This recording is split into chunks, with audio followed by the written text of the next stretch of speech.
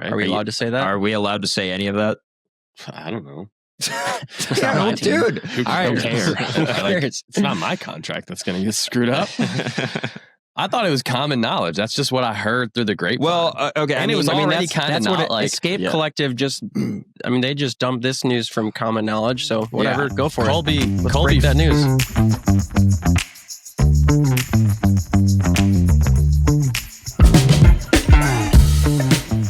What's up, fellas? Dude, what's the deal with Scott? Where's he at?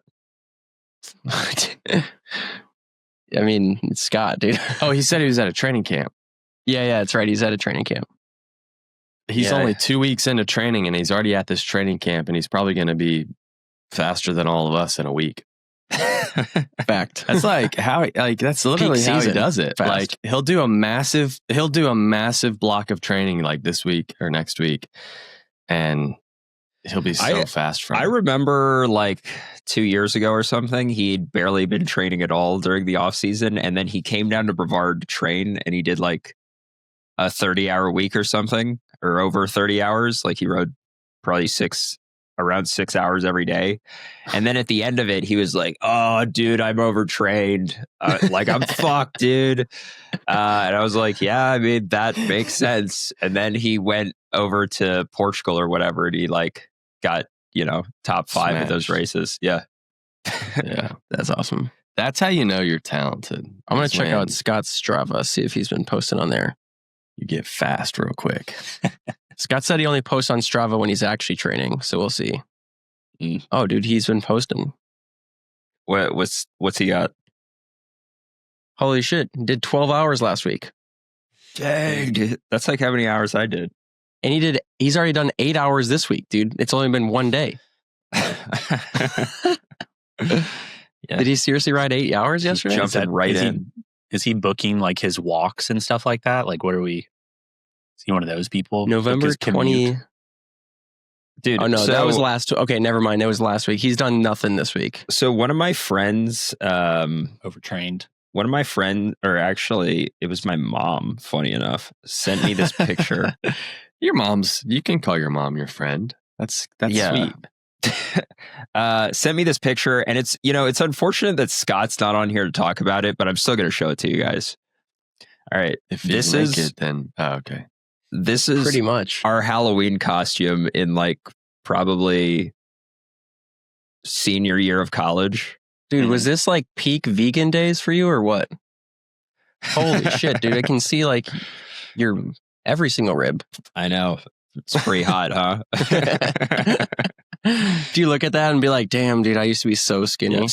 So for those who are teasing your OnlyFans. So for those who are listening who didn't get to see that picture, Scott and I, Go watch on YouTube. Check out my OnlyFans at Dylan Johnson. Yeah, actually, I'm not going to describe it for you. Sorry, you got to go watch.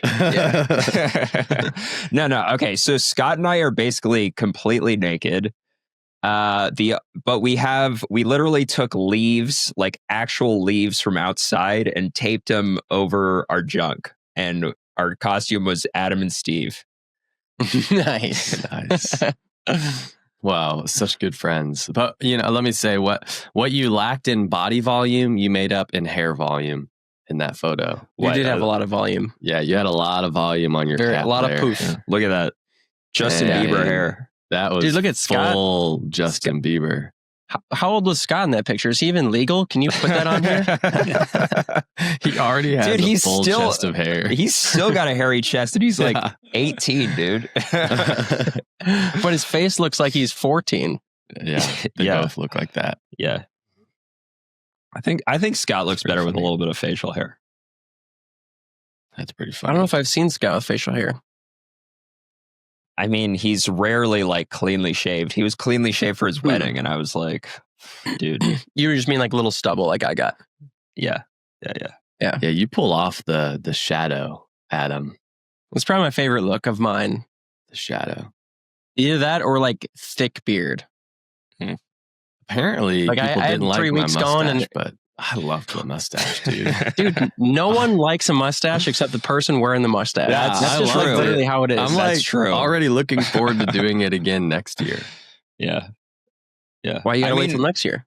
I don't know. It's easier to have a beard because then you can not shave your neck for like a week and it doesn't look so bad.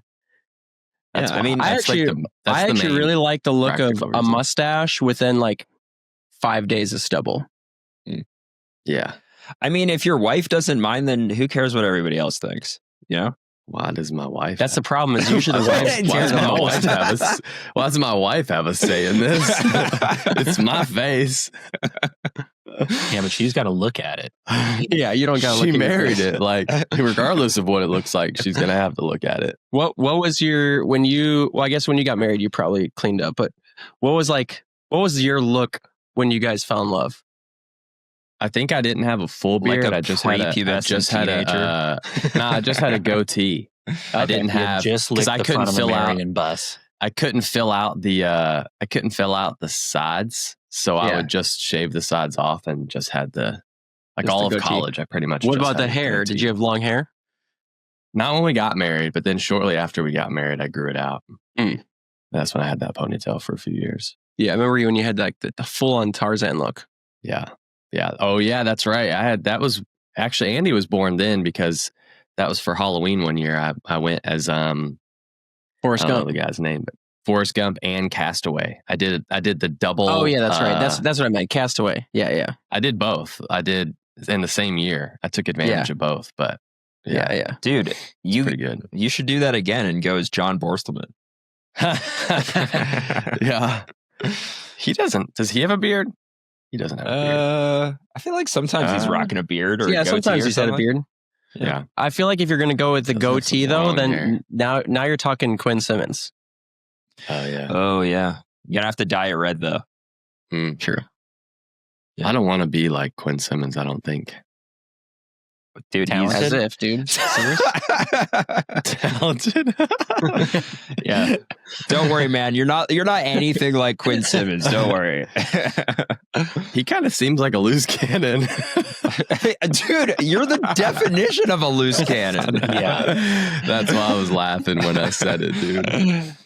He probably doesn't want to be like me either. And the reality is that we're probably a lot similar than we'd like to admit. He's probably like, man, if I'm ever like doing a cycling podcast, my career's really gone down the drain. Yeah. And mine's on the up and up because of the podcast. Yeah. Speaking of up and up in talent, how was Mexico? We skipped last week. For all the people that are listening this week, if you're wondering why we didn't have an episode last week, also, I don't know. We just didn't put an episode out. I wanted to. I was on. At this time last week, I was on here and I was sick. And I was like, I'm gonna pull it together for the podcast. And nobody else was on.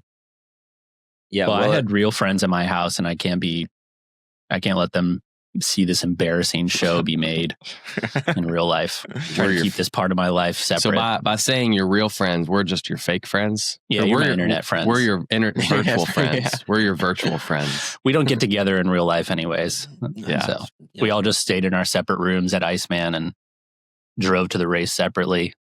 It's true. No, we don't know that. I mean, you could have snuck over to Dylan's room in the middle of the night and we wouldn't have known. And also, me and Adam and Scott were all in the same room. That's true. So we were Scott holding and I were in the same bed. Did we ever figure out if Scott peed on the floor or not? I swear it was not a dream. Like, it was one of those things where I was like, he just peed on the floor. I mean, like, it was the middle of the night and he just stood up and peed right in the middle of the living room or into our bedroom. But then there wasn't pee on the floor in the morning.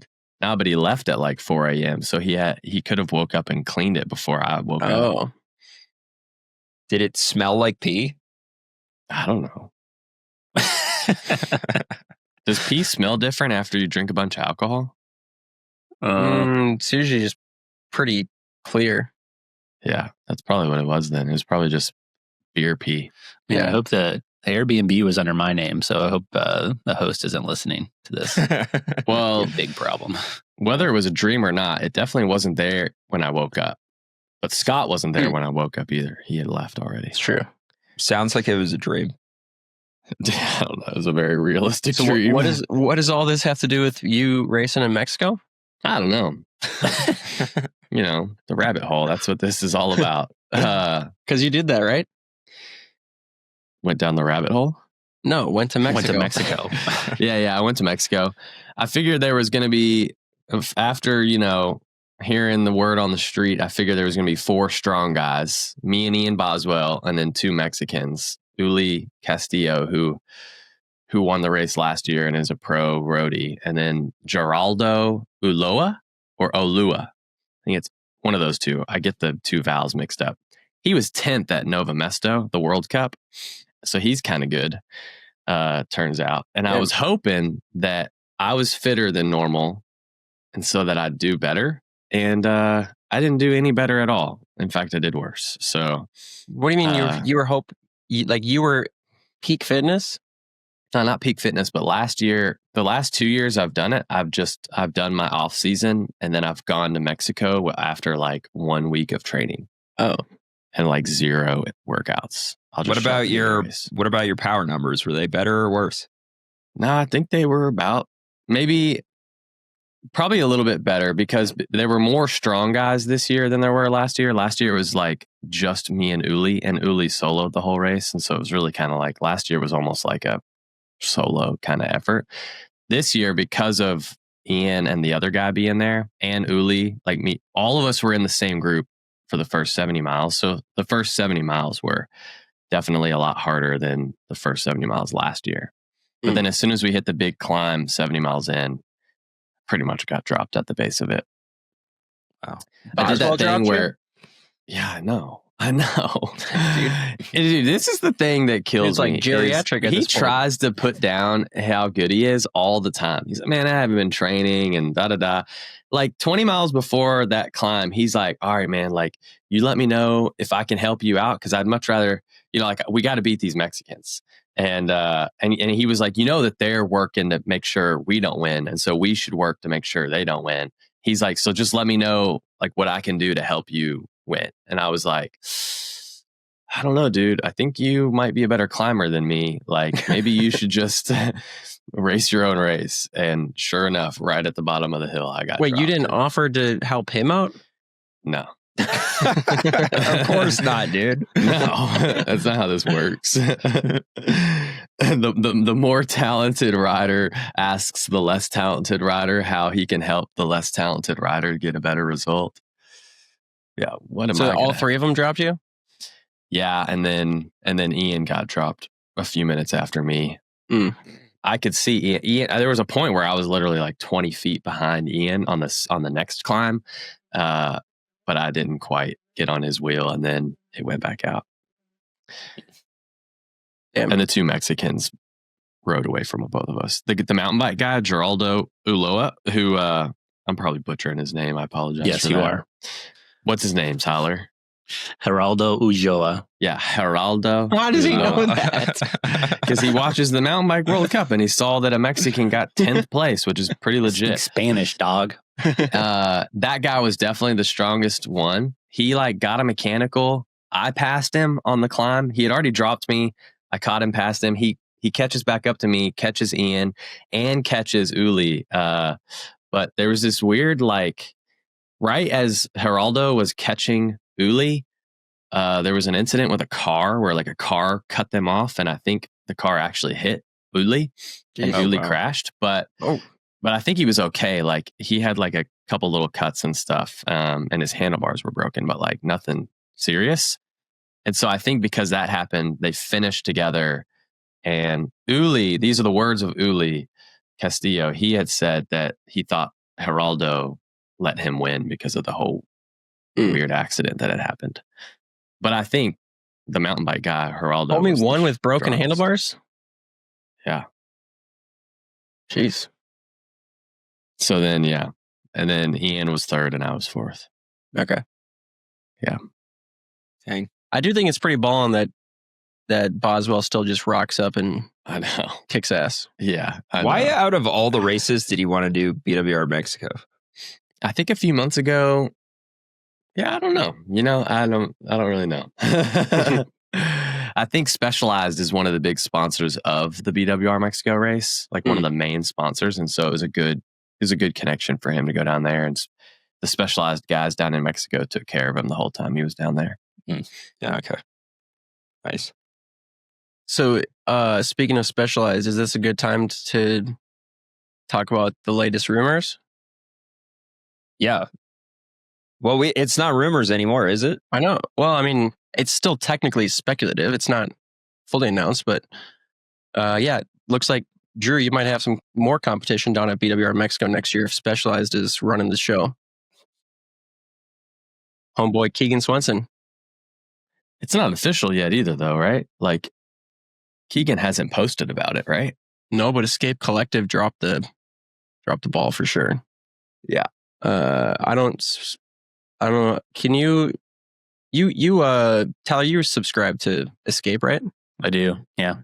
So maybe you can read it because I think I get cut off halfway through. The big question is what's gonna happen to Tobin? He gone. Does he get a pay increase because now Santa Cruz has a bigger budget? And so no, I'm guessing the Hit Squad got dumped because they had no budget. Well, yeah, because that's because of Keegan. Keegan. Keegan's such a. From a money's perspective, Keegan's expensive. For sponsorship, he was probably eating up for sure half their marketing budget. I bet. Yeah, I don't know if it was a contract thing, contract was up and Keegan was looking, or if he got poached by Specialized. I don't know. Drew, did you try to get him on Lunchbox or what? Offer him a free Lauf bike? He submitted an application. He submitted an application, but his application just wasn't good enough. After fourth place in the Grand Prix, you're like, I don't know about that, dude. Fourth, yeah, dude. So, I'm curious, what are you guys' thoughts about it? Keegan going. So now Keegan and Matt Beers are teammates. And Ian. Who? Yeah, Boswell. Boswell has got to compete with Boswell, dude. And that Mads Wirtz Schmidt is also going. I think Schmidt. What people the big talking point now is Matt Beers and Keegan already kind of had a little bit of an alliance and they weren't even teammates. So now that they're actually teammates, are they ever going to lose a gravel race again? Because obviously they're going to be doing some sort of team tactics with each other. And then I guess the other question is, who works for who? Does Matt work for Keegan or vice versa? Or what are they going to do there? Right. Do you think it'll be race dependent? Will they? I don't know. But this opens up a huge opportunity for Lunchbox because all we have to do is go with them and we're going to get second in a bunch of races this year. That's all you've had to do forever.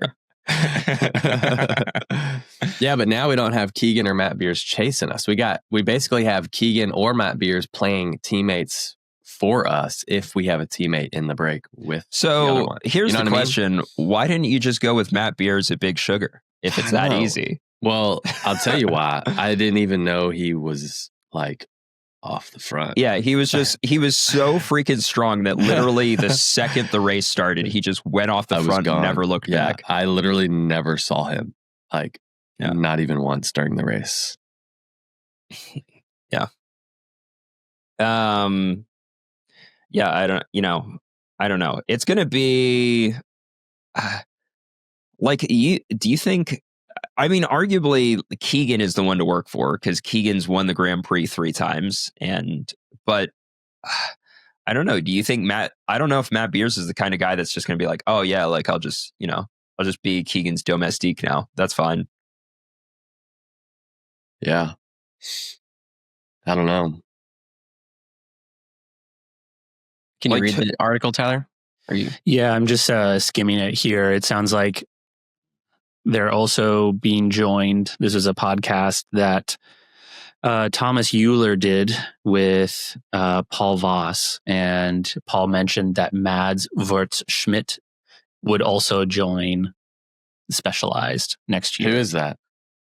I don't know. You guys are the gravel racers. Is he like a roadie? What? I don't know who that is. I thought he was in the Grand Prix. He doesn't sound American. Dylan? No, definitely is he not in the Grand Prix? He's Danish. After I didn't get back in, I just stopped paying attention, I'm just kidding. But I don't know if he's in the Grand Prix. You could be right about that, but honestly, I don't remember. Yeah, he's with currently on pass. Oh yeah. Past normal. Wait, is this? Yeah, and there's a couple of rumors around him joining Specialized. People close to him have kind of confirmed it. Probably expect to hear something at the end of this month, into December. But I mean, they've done Cape Epic together a couple of years now, right? So something to be said there for, I don't know that's like an impetus for them to join forces. They as in Keegan and Matt, sorry. Pierce. Yeah, Okay. yeah. I think they only did Cape Epic together once, which was last year. Yeah, just last year. Okay. I mean, I'd be shocked if they don't take another crack at it, because they can definitely win it as a duo. What's this guy's name? Mads Wertz Schmidt. He won Traka last year. The Traka 200, whatever one that is. Whatever one that is. Well, we still don't know which one is the good one. The 350. Okay, so I think we confirmed that it was the 350, right? I don't know that we did. Maybe we didn't. I don't know. Yeah. Anyways, yeah. I mean, another strong rider in at least Escape Collective. They call it this super team. Yeah, they finished this article with the team era is here, which it's going to be hard if those two do combine forces. It's going to be really hard for anybody else to kind of take them down. I feel like they're content. They're not like Matt. You guys are talking about, is Matt going to work for Keegan? I don't think so, but I think that they would benefit from having each other as a teammate, right? Because they can just sort of play off each other, and they're probably happy if just one of them gets the win, as opposed to, right now Keegan's the guy, and so he's got more eyes on him and makes him marked at every moment. And I don't think that's a part of the racing where he really thrives, when he's got to figure out how to be crafty. He's sort of got like one card to play, which is being stronger than everybody else. So it's a pretty good card to play. So I've got a question except for you when guys. you get outfoxed, like Fair. in Big Sugar, Sure. Yeah. You're not wrong. So Dylan, especially from your perspective, because you were in the Grand Prix, 4 years? Yeah. How do you feel like team dynamics will change just the overall dynamics of the Grand Prix?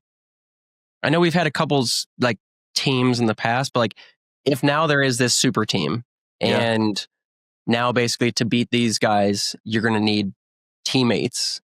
Mm-hmm. How do you feel like that would change the layout of the Grand Prix? Do you think the Grand Prix would be forced to kind of adopt a team structure then? So, somebody actually made this suggestion, which is an interesting suggestion to think about. Like, how, again, every form of racing always gets compared to F1, but here's another F1 comparison for you. In F1, there's 20 drivers and there's 10 teams. Mm-hmm. So there's 10 teams of 2. I forget who made this suggestion. Maybe it was Payson. Made the same suggestion for the Grand Prix. Like, the Grand Prix actually has teams, and your team needs to make it into the Grand Prix. So like your team of 2 riders needs to make it into the Grand Prix, and then you can have like the overall team winner, and then you can have the overall individual winner. And I mean, that would be pretty interesting if every lifetime Grand Prix racer had a teammate out there. I mean, you'd never make it back into the GP at that point. I know, because I'd need Adam Roberge to make it back in. Or you'd have to find somebody who wants to be your teammate. You have to race with somebody else. I thought you hated teams. You'd have to race with somebody. Yeah, that's also true. That's also true. But you're still saying, so because you hate the team race format, or like Cape Epic or anything. So, like you don't like that, but you're on board with teams being part of it as long as every rider still scored individually. Sure. Like the Tour de France, I'm into the Tour de France, even though it's technically a team sport. Sure. Because you don't have like, it's not like one rider in your team is sick and everybody in the team has to like ride with that sick rider, and now your whole team is screwed, which happens every year at Cape Epic. And it's just like infuriating to watch, because you're like, dude, Matt Beers could be destroying this race right now, but he can't because his teammate is not having a good day. Bed. Yeah, right. Exactly. So yeah, I mean, and so I think that if the Lifetime Grand Prix were to do the Cape Epic model of teams, that would be, I mean, I just like it would probably make for okay racing maybe, but I wouldn't like that. Like I wouldn't be into that at all. If it was the F1 team format, you'd be cool with it. Yeah, I think that's cool. Yeah. All right. So here's another hypothetical. What if you had to have a team of 2, but only one rider was actually part of the Grand Prix? So it's like basically 20 riders get in, but they have to have an assistant. So can you sub out? Like rally car racing or something like that, say. So the teammate is like entirely sacrificial? Yeah. Can you have a sub? No. I mean, like, what do you mean a sub? Like, if it's an altitude race, can I have like Howard Grotz as my teammate? But then for like a big, I don't know, unbound effort. No. Oh, got to pick one. Yeah. Shoot. I mean, like cycling and motorsports are obviously different. Like a lot of time, like in F1, a lot of times the person they want to beat more than anybody is their teammate. Because that person has the same car as them and their contract is on the line, right? Whereas in cycling, like people do sacrifice themselves for the betterment of one rider when there's a team. Yeah. I mean, I think it'd be interesting. It would probably, maybe it would spice things up a little bit. I mean, it would be hard to not think that the Specialized team isn't going to dominate next year in gravel. Like they will probably be super dominant. That's what I'm saying. This team may actually force the change in the Grand Prix. Yeah. Yeah. I remember we saw Trek, like when Trek, whatever, Driftless Collective, whatever, came together. On paper, it was like, okay, you got Rusty and you've got Tobin. Like those, or Toby. Those, like those could be pretty dangerous together, but they just never really did anything. I don't really feel like they race as teammates, to be honest with you. Right. Yeah. I agree. Yeah. Apparently that's going to be another super team, because I think it's going to be Toby, Russell, Kobe Freeburn, and Daxton Mock. Right? Are we allowed to say that? Are we allowed to say any of that? I don't know. Yeah, dude. All right, don't care. It's not my contract that's going to get screwed up. I thought it was common knowledge. That's just what I heard through the grapevine. Well, okay. And it was already kind of not like... Escape Collective just... I mean, they just dumped this news from common knowledge, so whatever, go for it. Let's break that news. Yeah. Colby Freeburn was already in a driftless kit for this year, so really it's just adding Daxton Mock, who was already on it. Or Colby? Colby? I think it's Kobe. Kobe. Like Kobe Bryant. Kobe. Yeah. Okay. Kobe. Nah, I forgot Freeburn. And then Daxton was already on Trek and everything, so like it kind of makes sense for him. I mean, yeah, that what you said, that's not shocking at all. I thought you were about to put the pieces together and yeah. I thought you were about What were you gonna say? I don't know. I was just gonna say, hold on, before you say anything that we're not allowed to say. Oh. Do we have any like super secret SILCA tire sealant that we're not allowed to talk about that we should mention too? No, but I got an ad read. You want me to do the ad read now? Yeah. What do you got? Give it to us, Quinn. All right. This week's ad read. This is a new thing we're trying here. And I took the liberty of trying it out for the first time. Sick. I didn't even know we were doing this. We talked about it at the business meeting. Yeah, let's go. Wait, so you... what business meeting? You used ChatGPT to write this? Come on, dude. You can't say that before I do it. That just kind of like sours the whole thing, dude. What? Well, I can say it after. You're not supposed to say it at all. I want people to think that I wrote this on my own. You did. Just do it.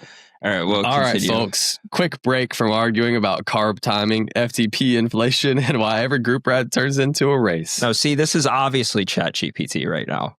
Okay. We need to talk about something important, something beautiful, something slippery. Yes. SILCA's chain waxing system. Now listen, if your chain sounds like a family of cicadas having a reunion under load, it's not part of the vibes.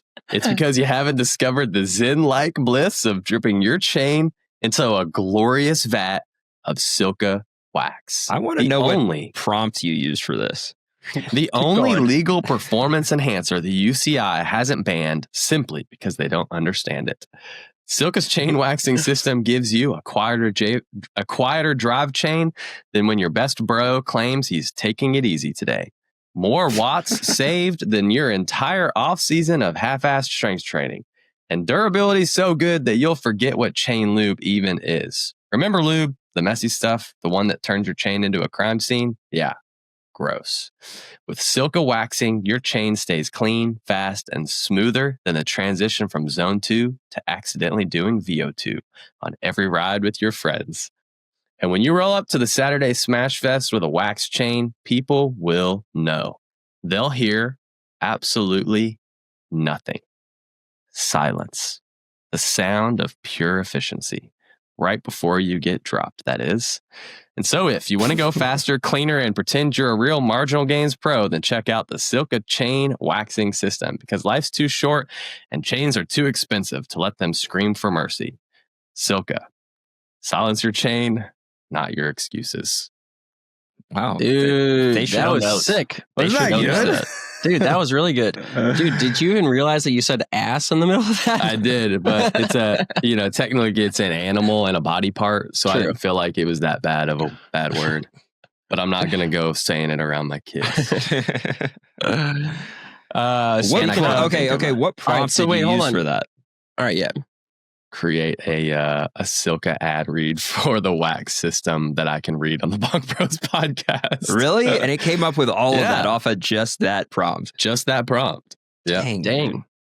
Dude, usually I gotta sounds like 10 different prompts. Sounds like ChatGPT listens to our podcast pretty often. For sure. ChatGPT is our number one fan. He knows it. And to go along with that, we have a new code system for SILCA.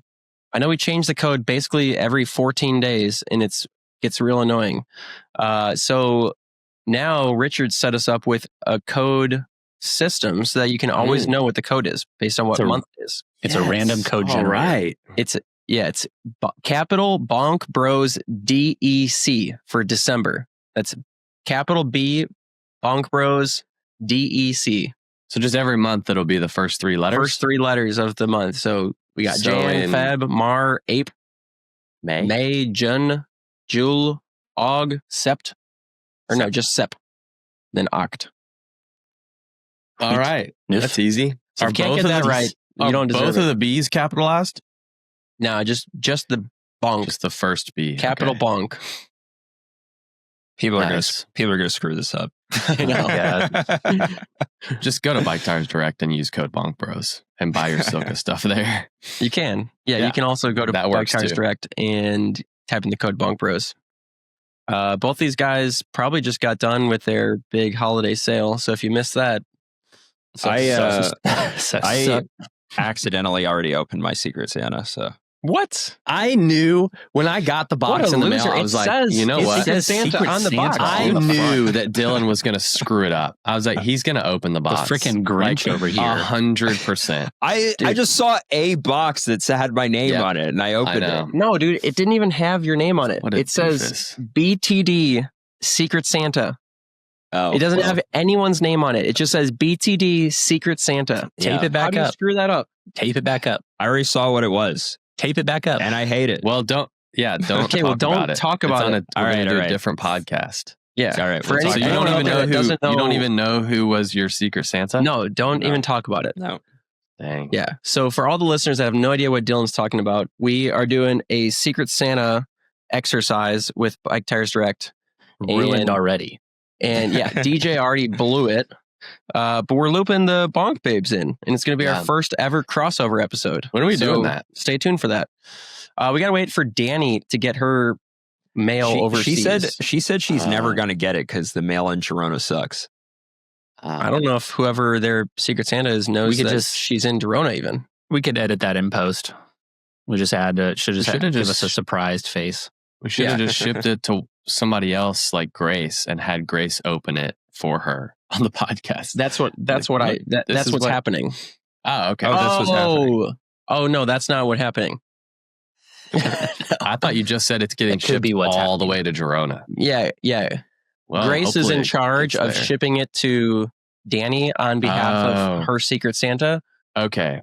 So it got shipped to Grace, and now Grace is shipping it to Direct, Danny. I don't think can ship direct to Girona, so it had to go through like a third party. Dang. And it's coming off of Scott's card, so he's going to get it. If BTD wants to pay for the delivery, I'll hand deliver it. They just have to pay for my trip to Girona, and that would honestly probably be faster and cheaper. Yeah, I'll make it happen. Scott's probably got room in his suitcase. He'll be over there soon enough. Scott's probably there anyways. Do we even know where his training camp is? Probably Florida or something.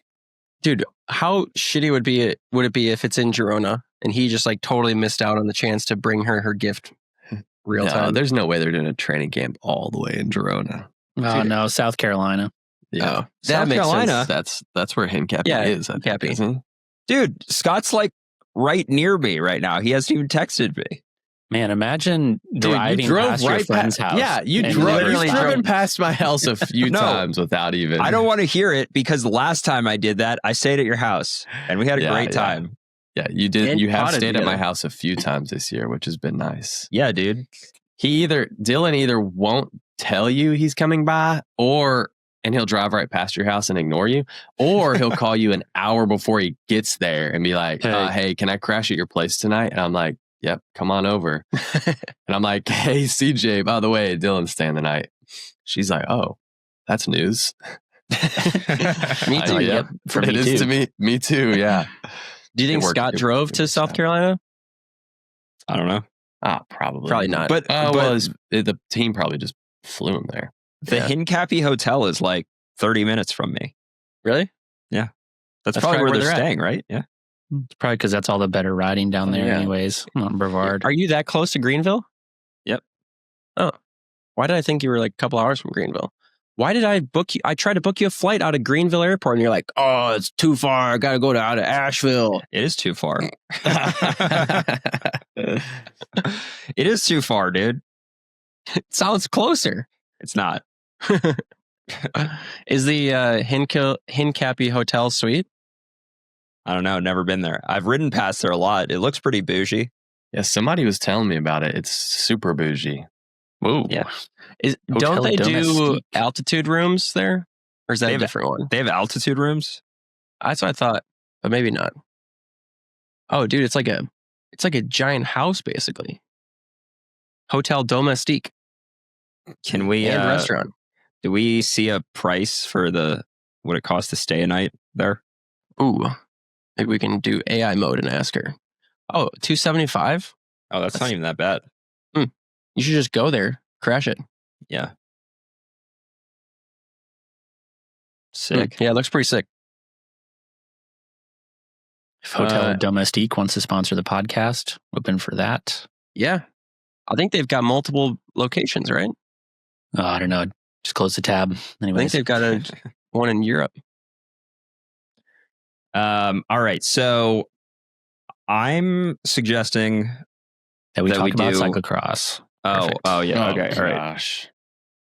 Tyler, you get it out of the way. You talk about cyclocross, and then I'll talk about what I was going to just get it out of the way. All right, I'll check back in another month. Do you see, dude? Thibaut Ness is him, dude. He's so good at cyclocross. I saw a quote of him just trashing Belgian cyclocross courses. Yeah, he didn't hold back. The Flamanville. He said like the Belgian cross courses suck compared to the ones, I think he was talking about the one in France. And he was like, in Belgium, we just have stupid turns. He's like, stop putting stupid turns and stupid things in the race. He said no bullshit, awesome. No shit corners was the exact phrase. On live TV, he didn't hold back. And then proceeded to win both races. So, dude, his win at Tabor, I cannot tell you when you like turn into the barrier. Like, I can't tell you how much speed you have to carry to hop the barriers and not pedal in between them. It was ridiculous. Like the barriers from when you make the right turn is all uphill. And then it's like 6 feet from where you start. And then he hopped both of them and did not have to pedal in between. It was just ridiculous. Flamanville was a little bit got that story, but bottom bracket motor. Do you know what he's talking about when he talks about shit corners? Allegedly. No, I'm trying to think of like what races he did Hama the weekend before. I don't know that that's like bad race necessarily. He also won that race, so I don't quite know what he was talking about before that. He's on a tear. At least until the two big guys show up. Yeah. Hopefully he'll be there with them when they show up. Are they going? They just announced their cross season. Now. Yeah, I mean they're doing like a handful of races, but they usually start like Christmas period. Yeah. Vanderpool's got like a longer period of races, but Van Aert is doing the Antwerp World Cup, a new race in Hofstade, Zolder, Dendermonde, Lowenhout, Mol, Zonhoven, and then the national championships. And Mathieu is doing a much longer program culminating in the world championships. Yeah, Matthew's going to like 7 World Cups, 8 World Cups rather. I mean, that makes sense that he'd want to actually like go try and win worlds. Yeah, I mean, I think he'll beat the record. He'll have 8. I think he tied it this year. So if he wins this year, he'll be the winningest cyclocrosser of all time in his home country. That's pretty cool. Yeah. But yeah, and then, dude, DJ, did you go out to the North Carolina Grand Prix this past weekend? No, I didn't. Right. He didn't even go out to that when I was racing there. Yeah, I did, dude. I watched. He was there when I was racing there. Yeah. You did once. No, dude, more than once. It was actually my favorite race to watch. I saw a friend of the pod, Kerry Werner. Did he take it home both days? No, he won one day. Cole Punchard won on Sunday. Only showed up on Sunday, won on Sunday. Dang, that name sounds familiar. Does that name sound familiar, Drew? Oh, that's the homie. That's our homie, the Canadian guy that was like leading the World Cup. Yeah, dude, that freaking headbutted Victor Koretsky. Yeah. Victor Koretsky's trying to pass and he just smashes his head into him. Oh, yeah, we like that guy. Wait, so he just rocked up for Sunday and smoked everybody? So did Yolanda Neff, I saw. He probably took his off season until Saturday night. Yeah, exactly. Yeah, Yolanda. Did she win both days? Yeah. Really? Dang, baller. That's ballin'. You didn't even go watch your friend Yolanda, DJ? Yeah, dude. Yeah, Yolanda on the yellow. How often do you get the opportunity to watch Yolanda Neff race in person? I don't know. I mean, I've seen her race in person. I went to the Snowshoe World Cup. Watch that. Okay. You did? Just to watch? Yeah. I didn't know that. Wow.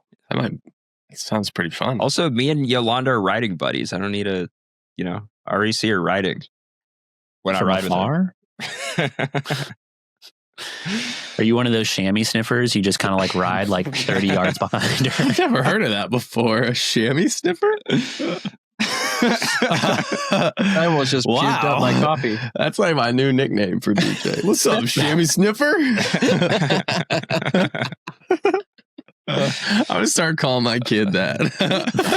Don't call your kid a chamois sniffer, dude. She'll think it's hilarious. She's gonna think it's so fun. Yeah, and then other parents are gonna question. She's gonna go to preschool and start calling the other kids chamois sniffers. The teacher's gonna have to talk to me about You're gonna get pink what's eye? it called? No, yeah, sniff chamois. I mean, like, what's it called when people are parenting badly, and then the people have to step in to whatever. Forget about CPA. it. Oh, Child Protective Agency. Yes, When a CPA called on you're me. gonna get them called on you, dude. Nah. Wouldn't be the first time. Won't be the last. I'm just kidding.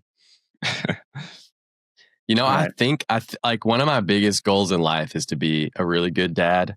And sometimes I like, it's one of those things where like, I think I'm doing a good job at that, but then my awareness could be way off and I could be doing really bad. But dude, at least you have the awareness to know that your awareness is off. yeah, I know. That's what I'm saying is like, I wonder if my whole awareness is just skewed and I'm actually awful. Yeah. Well, thanks for indulging me in Cyclocross Corner. We can now move on. Yeah. What I was waiting. I thought we have this new note where we update it, and it didn't get updated over the last 2 weeks. And I was waiting for Tyler to write down all the races I needed to watch this weekend. Oh, yeah. I forgot. So somehow you know what the races are. Well, it's been really easy with cross because the World Cup started last weekend, 2 weekends ago. I started watching Tabor, and it was on YouTube. Yep. Usually, like the most recent one will pop up, but sometimes it doesn't. So knowing like you telling me what races to watch helps. Yeah. Oh, Drew, you made an edit to this today. What did you edit?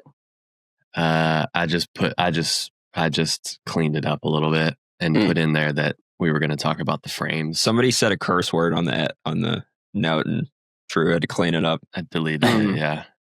No, I just put in there that we're going to talk about the frame rating thing. Oh yeah. Well, the only race in town. Should we do that next? Yeah, just real quick. The only race in town this weekend is the Italian World Cup. So you can watch that on YouTube. Live on YouTube or after the fact? If you have a VPN to Mexico, you can watch it live on YouTube. And if you have flow bikes, you can watch it there. And if you're not based here, then you can watch it on TNT. Is it only Mexico that you can VPN into? That's the one that I used. Why? Because you can listen to it in Spanish then? No, it's the global feed. So it's in English commentary. But I could probably just ask Chat to do this for me. Like every Friday, say, "Hey, Chat, what bike races should I watch this weekend?" He'll probably tell me.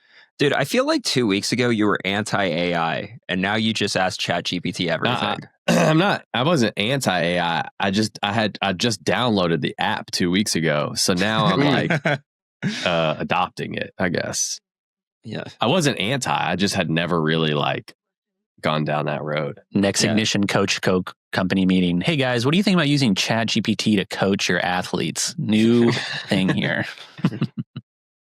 Nah, I actually thought about making out of a job.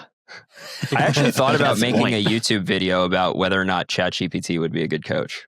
We just talked about this on Matchbox, I think, a few episodes ago. Yeah, you should. Oh yeah, the Bicycle Station is doing that. They're going to hire an Ignition coach right now. Chase, the owner's wife, is using the Trainer Road AI, whatever platform, that thing, to coach her. And then starting in January, she's going to work with Caitlin for 2 months, and then they're going to do a series of videos throughout the process of Chase talking about both experiences. Mm-hmm. I mean, that's just one person's. And then is she going to flip flop throughout the season, like 1 month on, 1 month off? No, I think she's just using it to build up for maybe the Mid-South. So like she'll do 2 months and then 2 months. So it's kind of like you kind of have to take it with a grain of salt because obviously she's doing the Trainer Road thing now when she's less fit. And then she's going to switch to Caitlin when she's more fit. So you kind of have to take all that with a grain of salt. But I think it's more for I think she's going to talk more about the experience. Yeah. Cool. Yeah. I like that. So That's not what Dylan would do. Dylan doesn't give a rip about the experience. He just wants the hard facts. So I think I mentioned this on the Matchbox, but a lot of if I would say, this is what I would say about ChatGPT, using ChatGPT for your cycling advice. If whatever you're asking it is common knowledge on the internet, like maybe not common knowledge for normal people, but just common knowledge on the internet, like that's the consensus on the internet, ChatGPT is probably going to get it right. If it's not, ChatGPT is going to get it wrong. And the example that I gave is I asked ChatGPT, what is a faster tire for gravel racing? I think I said like a Race King or, some equivalent gravel tire like a Pathfinder or something. It got it wrong. It said that gravel tires were faster. What an idiot. I know, dude. I know. No, we were talking about you, dude. You're an idiot. Because Chat's not wrong. Chat's never wrong, dude. Yeah, what Chat says is right. I mean, so this is what I'll say about using ChatGPT for anything, I guess, is that like if it is the consensus on the internet, ChatGPT will get it right. If it's not the consensus, if you're trying to, let's say, like go for something that's ahead of the curve, like for example, I would say that using mountain bike tires for gravel racing is ahead of the curve. I mean, more and more people are catching on now, but that's something that's ahead of the curve. ChatGPT is not ahead of the curve. Like ChatGPT doesn't think ahead of the curve. ChatGPT thinks exactly inside the curve. Yeah, I don't actually know all the back end details of how it works, but so you're saying it doesn't have any predictive modeling capabilities? I mean, maybe it does. I don't know. I'm just saying, like, usually it gives you your sources when you ask it something, and when you look at those sources, it's just sources from the internet. Or if you tell it to cite research, it will cite research. Although I will say, sometimes it butches the research that it cites. Like it says something that the research says, and then when you look at the actual article, you're like, I think you misquoted. It misinterpreted the research. So like it's actually, it's not perfect is what I'm saying. Yeah.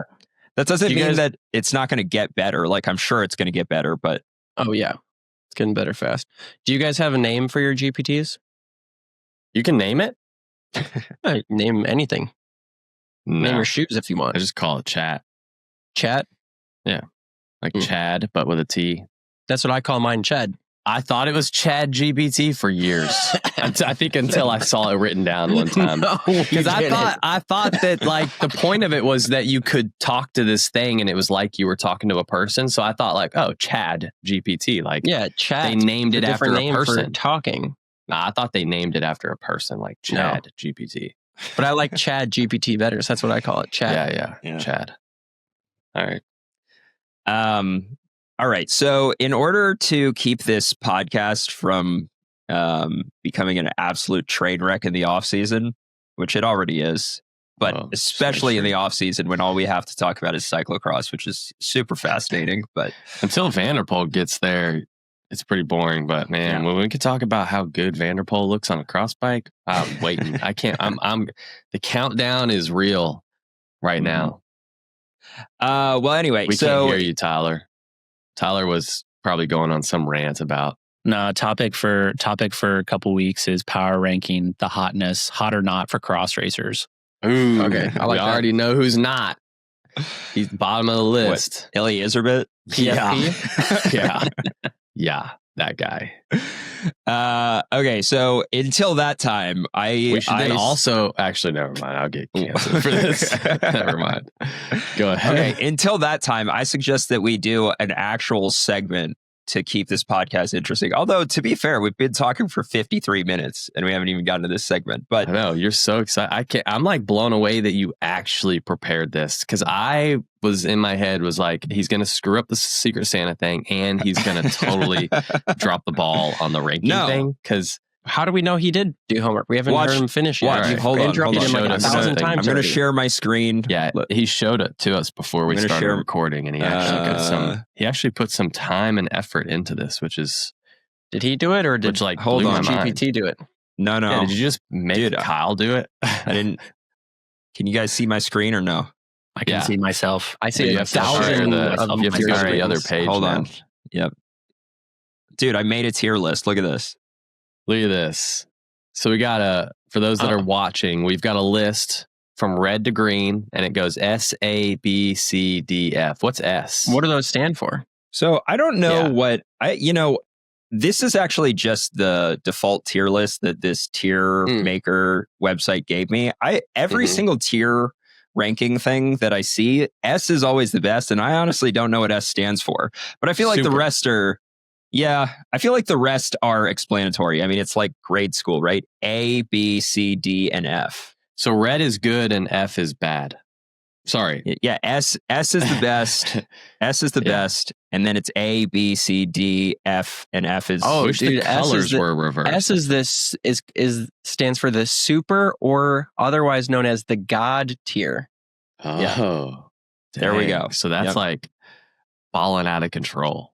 Yeah, that's what it needs. So, it needs to be BOC. I mean, I could change this. I could actually change the names, but yeah, it's balling out of control, ballin', bonkin',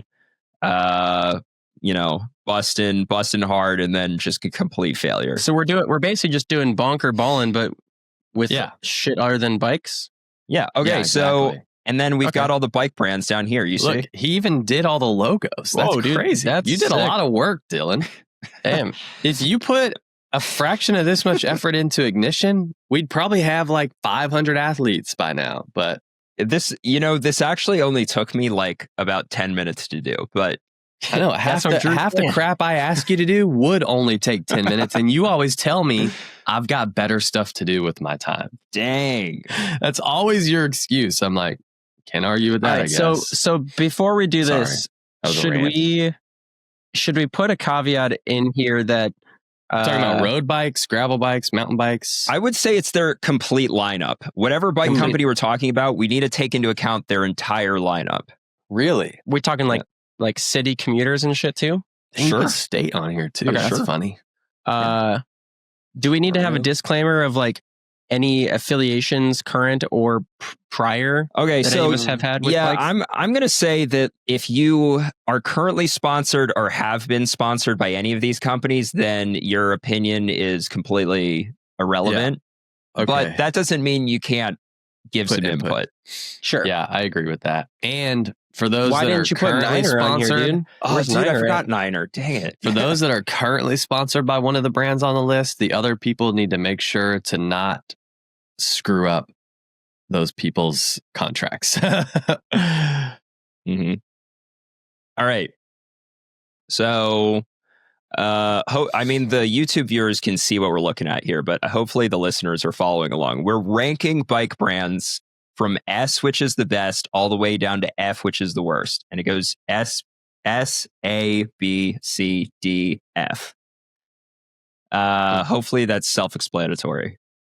And what is the criteria as far as like what we're actually ranking? Are like their business model or the quality of their bikes, or which bikes have the sickest paint schemes? Or I would say all of the above. Whole package. Okay, I'd say all of the above. Yeah, cool. The whole package. Okay. All right. So, which one should we start with? I mean, we can start with whatever that M is. What's that M? Mondraker? Mongoose, dude. Mongoose. Hell yeah, dude. The OG. It's probably the oldest company on the list.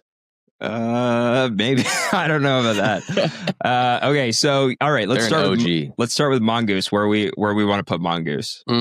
They've got dude, it's the history of that company is real. The fact that I didn't recognize the logo says maybe a little something, but yeah, true.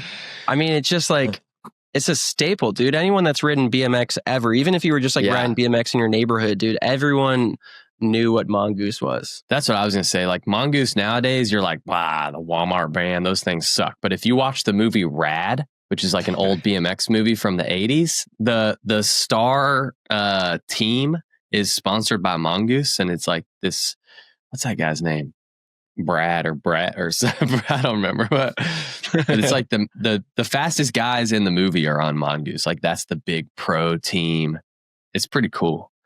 So yeah, I don't know, but if you look at the brand now, it's like I will say, like, if somebody has fallen far from the tree. Yeah, if somebody were to try to give me a mongoose now, like I'd probably wouldn't even. I'd probably be like, nah, you keep it. If it was a BMX bike, be fine with it. I'll be honest, I don't really know anything about Mongoose's current lineup. Like, I don't know I'm looking at it now, dude, and it's shiesty. I was going to ask, like, Haro is right next to it, and Haro has tried to, like, creep into the road and gravel scene. Has Mongoose ever tried to do that? Or if they've got the mountain bike scene, and their bikes are freaking honkers, dude. Honkers. All right. Well, okay. So where are we? I don't, you're talking a lot about the history. I'm going to be honest. I don't know anything about Mongoose's history. I guess we can include that. No. What are we thinking like for Mongoose? A B. A B? Just for notoriety. Yeah. Okay. All right. I would maybe say C, but yeah, B or C. All right. What are we going? It's one of those things like if you nowadays they're a D, but 30 years ago they were an A. Like McDonald's, so right? Like McDonald's sells junk food, but everybody knows McDonald's. But everyone knows McDonald's, so they've done something right. Nah, you saying that analogy makes me like it less. Like now, I definitely think it should be a C. All right, let's put it middle of the road. We'll give it a C.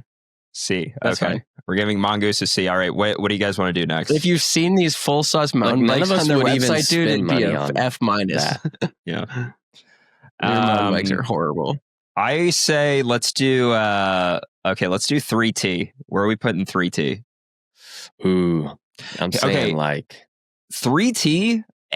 So any. I mean, I'm biased because I'm going to be thinking of gravel bikes here. Right. But any bike manufacturer that currently has a gravel bike that can fit mountain bike tires, they can't be ranked lower than a B, in my opinion. No matter how bad the brand is, if you can fit mountain bike tires on your gravel bike, I'm giving you at least a B. 3T hasn't just made a bike that fits mountain bike tires. They've designed the entire frame design around a 2.2 mountain bike tire on the Extrema Italia, which is pretty rad. Yeah. I mean, I think that's a super sick bike. Just that bike alone, the Extrema Italia, I think I would give an S. The entire brand as a whole, though, like, because I think I'm trying to take into account the whole brand here. I mean, I think the bikes look sick. Like, I kind of like how they have this niche. They're not trying to be everything. Like, they have this niche of like aero, road, and gravel bikes that they really try to stick to. I will say that for a long time, their gravel bikes didn't have nearly enough tire clearance, but now that they have the Extrema Italia, they've fixed that. I want to give 3T an A. I don't know what you guys think of that. I think I agree with that. C. Whoa. Really? Dude, hot take. Why? Because they don't make a cyclocross bike? Just feels basic. Dang. Basic. No, dude. Basic is like specialized giant trek. I feel like Tyler, you don't follow 3T as closely as me and Dylan, but I think they were basic 2 or 3 years ago, and now they're not as basic as they used to be. All right, I do agree with you. They used to have that. Drew, what are you giving them? 3T is kind of like in the same category as like Factor or Ventum, right? Like they only make race bikes. Is that right? Mm-hmm. Yeah, for the most part. I don't see them making like they're not making townies. Right. Oh, yeah. That's what I mean about they only have one road bike. They stay in their lane. Yeah. Okay. One road bike? Adam and Drew, what do you think? I say A. Tyler says C. I think I'm going to say... Damn, dude, their Strada Italia with the Red Explorer is $14,400. Holy shit. That's what I'm talking about. Whoa, dude. Say B. If you want super record on it, it's 15 G's. Yeah. Worth it. Yes. I mean, they have the one really cool bike, and then the rest of their bikes are like cool, but overpriced. What's the really cool bike? I want to look at that one. The Extrema Italia. Okay. They have the Race Max. They have the Race... Or no, they have the Extrema. They have the Race Max squared. All right, Ultra and the Primo squared. I feel like we got to get through these bike brands quicker, or this podcast is going to be 3 hours long. That's fine. I'll give them an A. I think they're doing some cool stuff. A? Okay. Drew, you say A or B? I'm good with A. Yeah, we can do A. What did Tyler say? So Tyler said C. So does that bring it down to a B, or is it still A because 3 of us went A? B. All right, B. Mm-hmm. No, you had it in the right tier. I think that's fair. All right, let's do Yeti. Oh, Yeti. sick. When's the last time they came out with a bike? Dude, they come out with bikes all the time. Yeah, I just think you don't pay attention to mountain bikes. Yeah, man. I don't. You're right. One year at Collegiate Nats, a guy won the Omnium on the same bike, and he did it on a Yeti. He did downhill, cross country, short track, and dual slalom all on the same bike, and it was a Yeti. I thought that was cool. That is cool. That's about all I know. Probably a good bike for That's it. about all I know for. Did he do Yeti. well at any of them, or was he like pretty? I think he was average? more of a downhiller, but with Okay. good endurance. So yeah, I think he did really good in the downhill. If I was in the market for a trail bike or a all mountain bike or enduro bike, whatever they're calling it these days, I would consider it a Yeti. Absolutely. Yeah. Mhm. Yeah. I agree with that. And I think it's a cool brand too. Like, it's not a lame brand. It's a brand that you see and you're like, oh, that's cool. Yeah. It's a People dentist wear their brand. People just like wear their jerseys and their merch just because. Because it's a cult, dude. It is. You gotta Okay, tell let's say everybody that. you gotta tell everybody you got a Yeti. Tyler, Yeah. you're real negative. I was looking, Whenever they we used- rank something, Tyler's always 2 rankings below. right. I'm just trying to be opposite of you. Until we Dizzle. get to They like have a- Colnago. They used to have a gravel bike, but I don't see Colnago. that offered here anymore. I'm going to give. and I want to say their gravel bike was one of the first ones that could fit big tires.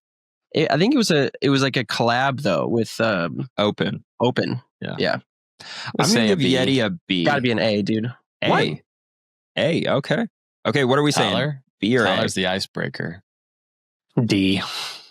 Dude, come on. Get out. All right, put it under B. B. Okay. B, Yeah, I'd dude, put it you're in gonna the put B. Yeti and 3T in the same category? Come on. Yeah, dude. They're I think that expensive actually, bikes. I think that's pretty good Dude, They're both Specialized really has the good at most their- expensive bike. at what they do. All right. Should we just go straight for Specialized now? Let's do Specialized. Sure.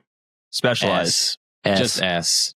After Straight to the Tyler top. was they're gonna do freaking that. ruining gravel this year. Straight to the Super top. team. I wouldn't Okay, put him at S. bullshit.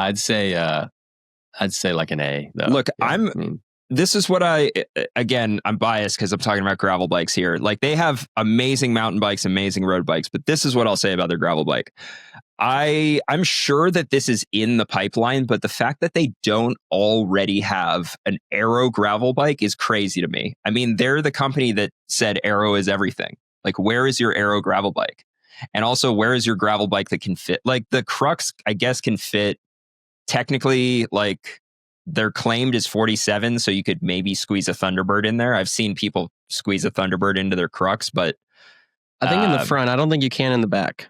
okay. Yeah. I mean, to me, like I wouldn't want a Crux, to be honest with you. And I'm sure they're working on a, you know, an improved probably Crux and like an Aero Crux. But the fact that that's not already out in the year 2025, like I don't think I can give it an S, to be honest with you, just because of that. yeah. I think They're I'm going to give it definitely an A. I mean, yeah, if you look at the brand as a whole, for sure, an A. Yeah. I mean, Peter Sagan, like that, just for that, they should be an A. All right, Tyler, you want to say anything else? I mean, I will say, like, the thing about the Crux, though, that I can appreciate is it's just got a super, like, classic, timeless look to it. Mm-hmm. Like, it may not fit big tires, but it looks nice. It's just clean and it just like does. All their bikes look like that. Yeah, I mean, it's not like Mountain yeah, bike, you yeah, can't fit every- mountain bike tires, but it's just it can fit what most people probably need.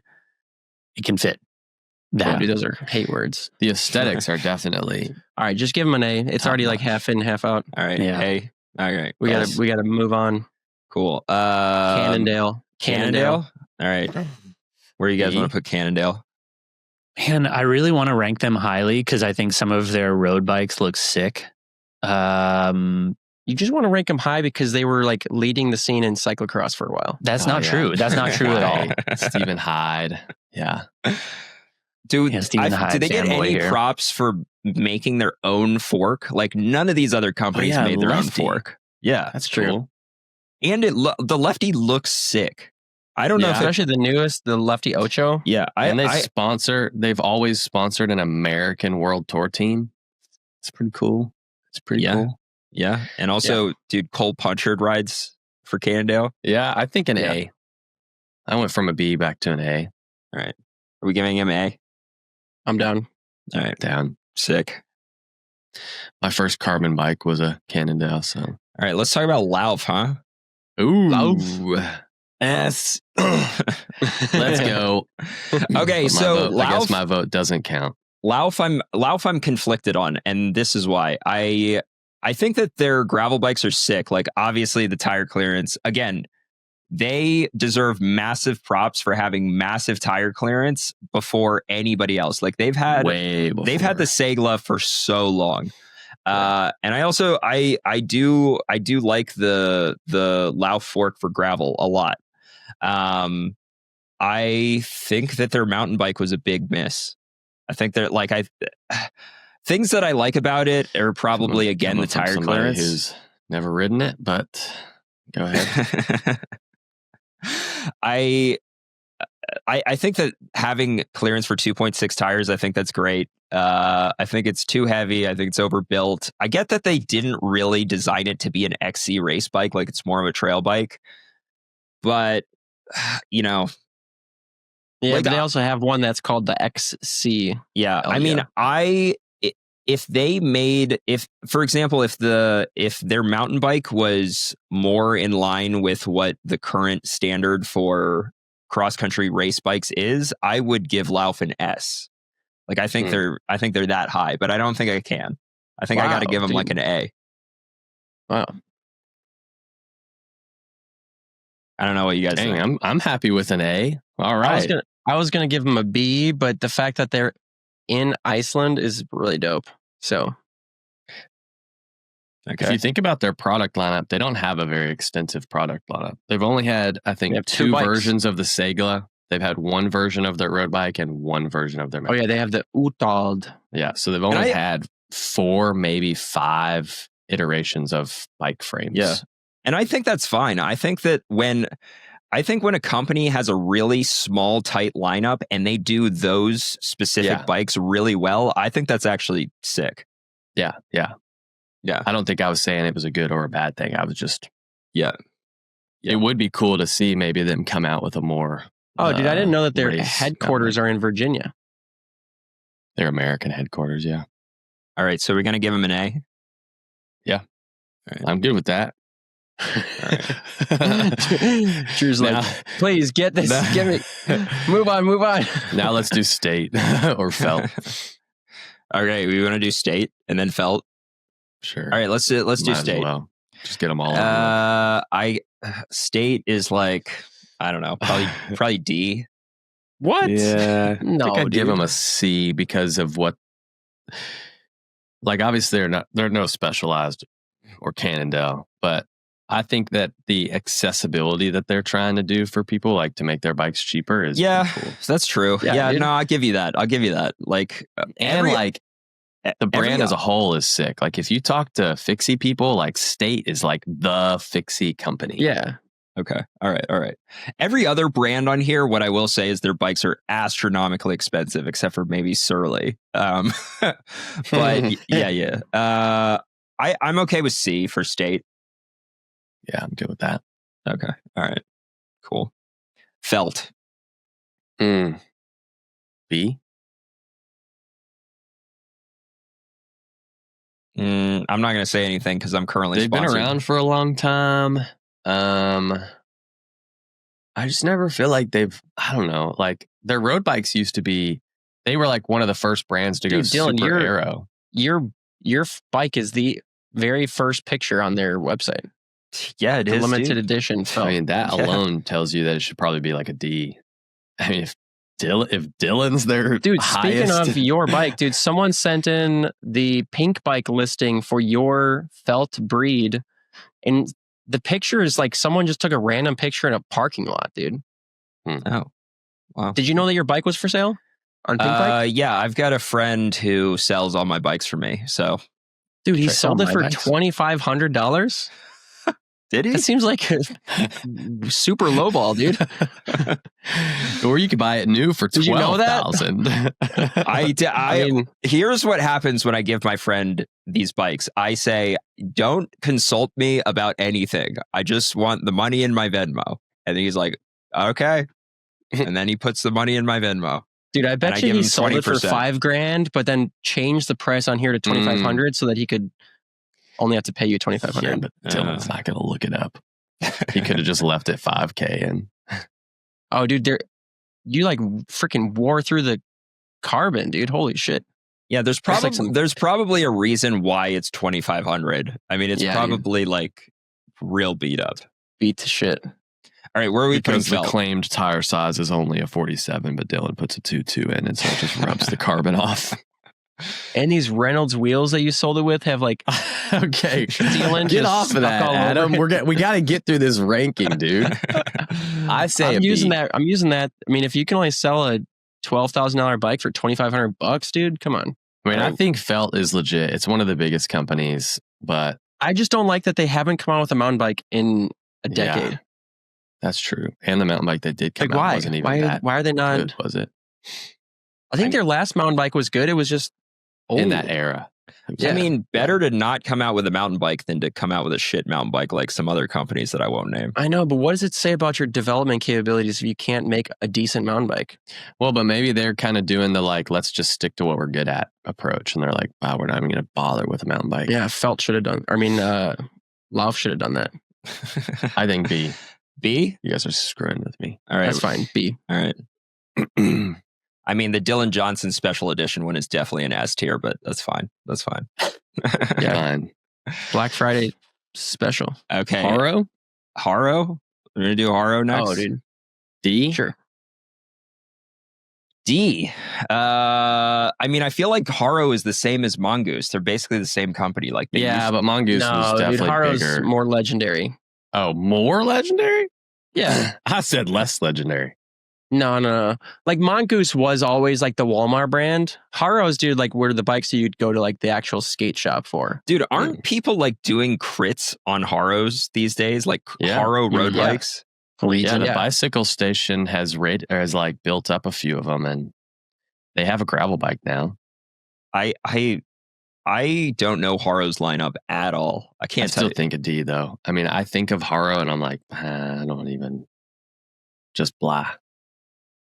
Yeah, like even looking at their gravel bike online, it looks sicker when it's in Trey's hand, I will say. Mm-hmm. But online, it looks a little meh. Okay. He has that effect. So are we doing D for Haro? Let me see their dirt jumpers. Are they cheap or are they No, dude, it's not a D, dude. Didn't we get... Are they normal priced? What is the price They're of definitely not below Mongoose, man. Okay, so I kind of think they are. The only reason I gave Mongoose a C was because of their history. I think Haro's got a deep history too. No, dude, Haro wasn't even in the movie Rad. That's your qualifier. All right, if they were, I can't remember them. I remember like Mongoose was definitely the main brand, and there was some other old brands. All right, so we giving it a D or a C? I would give it a D just because I haven't even heard of. I mean, the only time I've heard of Haro. It is named after a guy, isn't it? His name's Matt Haro or dude? Mongoose is named after a mongoose. Yeah, it's literally an animal. Bob Haro. 1978. Famous BMXer. So does that Mongoose 1974? By Skip Hess. Which brand has been around longer? Mongoose for 4 more years. Okay, I mean, not that matters at all, but D. Wow, dude, Trey's gonna freaking be so pissed at you guys. Does he care? He's trying to sling these things. All right, should we do Allied next? Sure. Yeah. All right. I want to give him an A, but the fact that Payson's the face of the brand makes me want to give it like a D. Oh my god! I hope. I'm just kidding. I would give it like an A.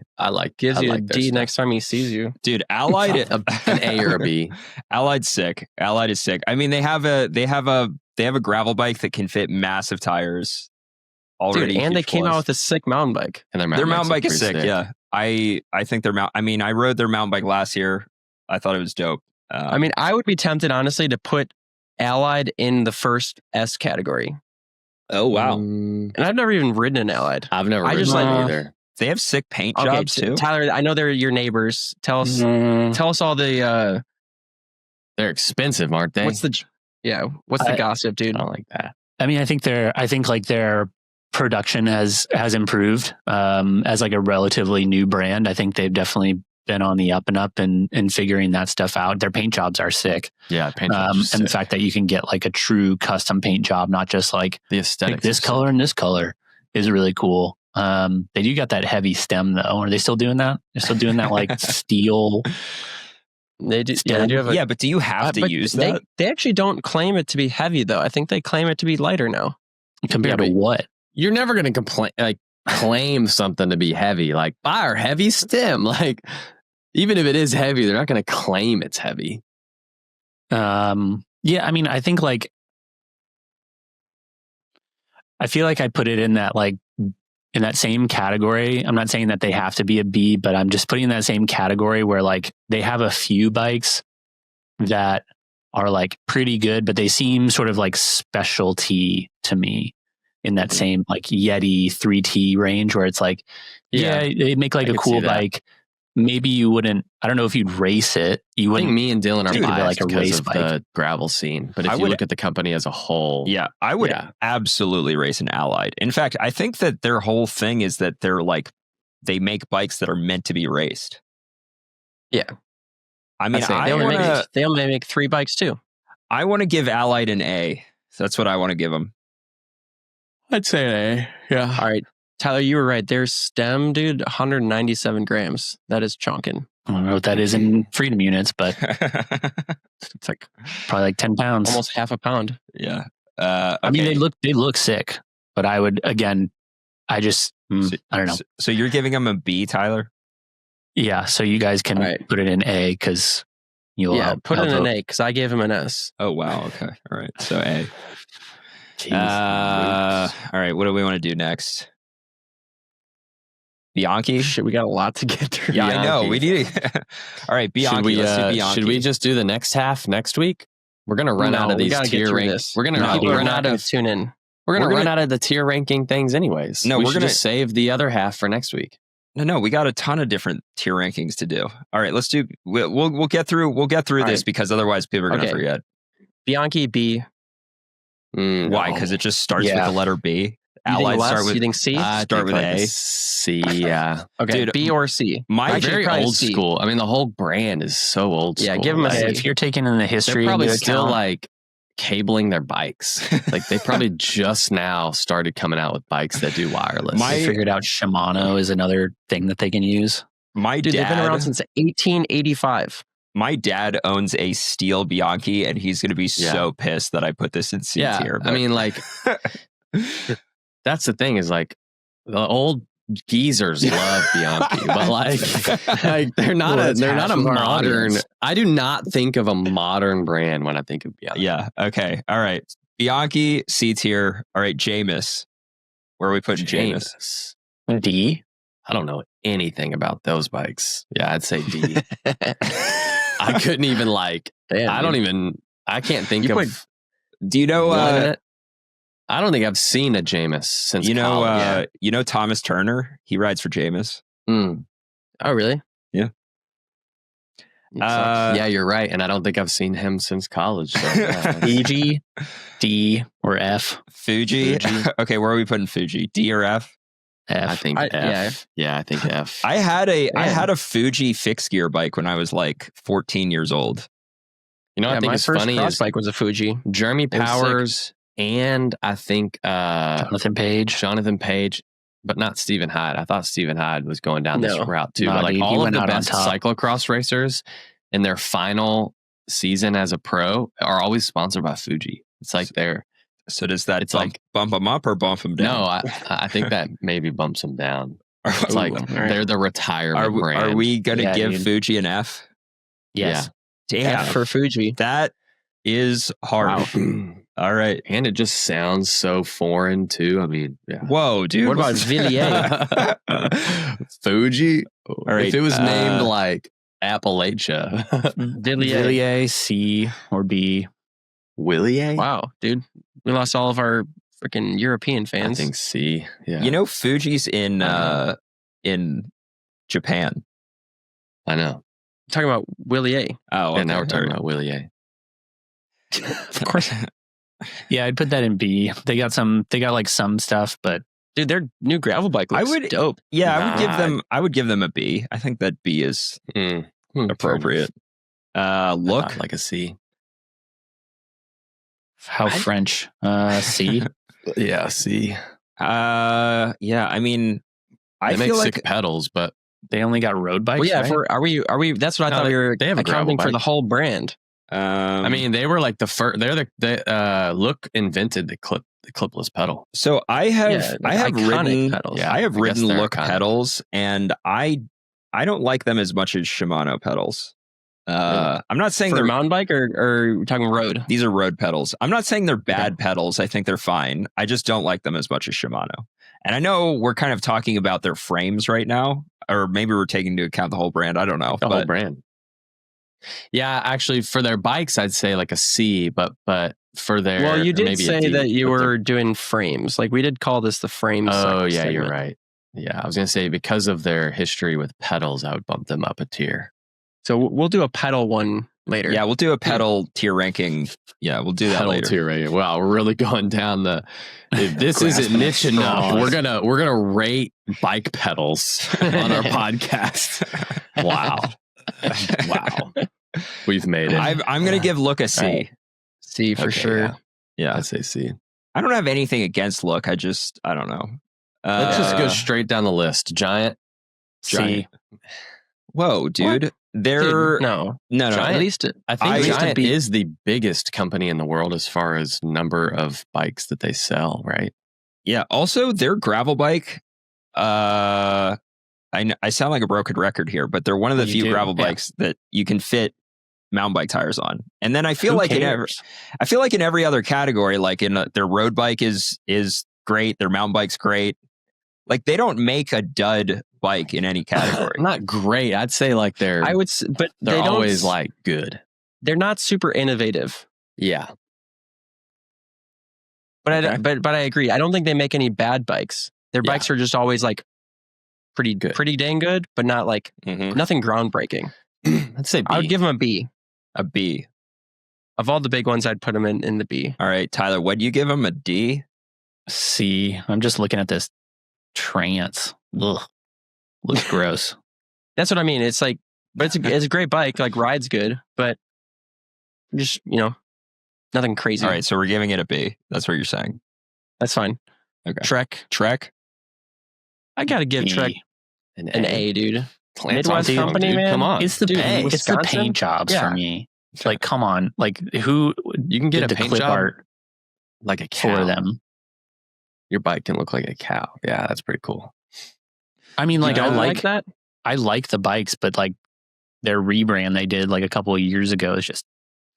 I want to like them, but the going based off their current color combos and everything just can't. Dude. I will say really we need and some new people in the design department. I will say that the paint job on that drop bar full suspension gravel mountain bike thing that they just put out, that is awful. Sick.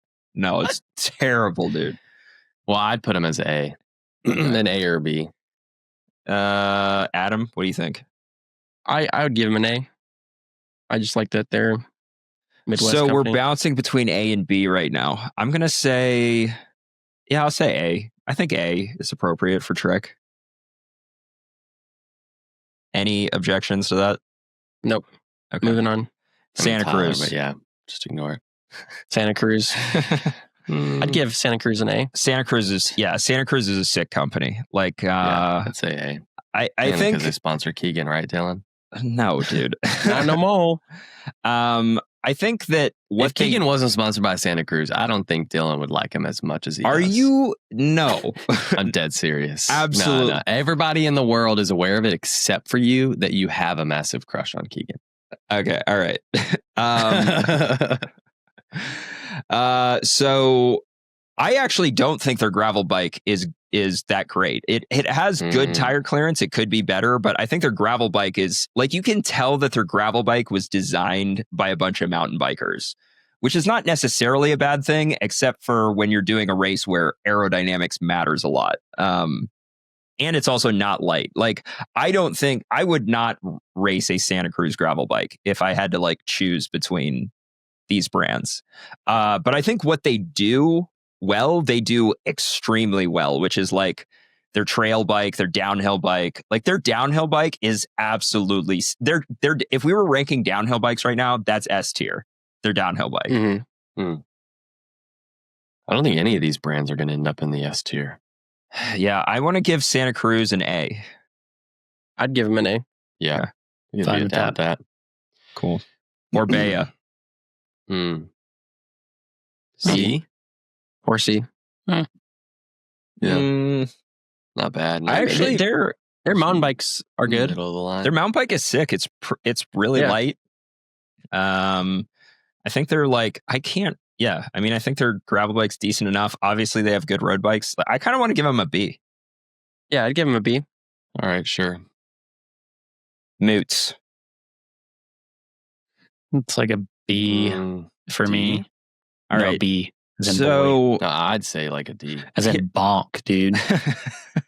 So here's the thing about Moots, and like, this honestly goes for every single tie company, is like, I guess it depends on what you want. Like, if you're going after pure performance, like you're buying a bike to perform well, titanium is just not the right material. It should be carbon, because titanium's heavier, it's less aero.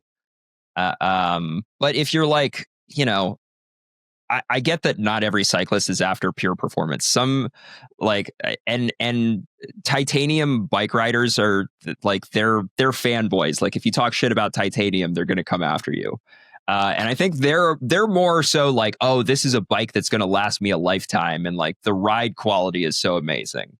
So I mean, I'm hearing all that, and I get that Moots is like, they're super well made titanium bikes. I guess my own bias about wanting a bike that performs as optimally as possible is coming through right now, because I just don't think titanium's the right material for that. D. I'm serious. Okay. I don't know. Okay, so what does everybody else think? I think it's a B. It's just kind of like specialty. They make cool bikes. Like, I'm not opposed to. I would definitely have a Moots, but it's I don't know, nothing terribly special other than like the coolness of the tie factor. Adam, for me. He's gonna say S tier.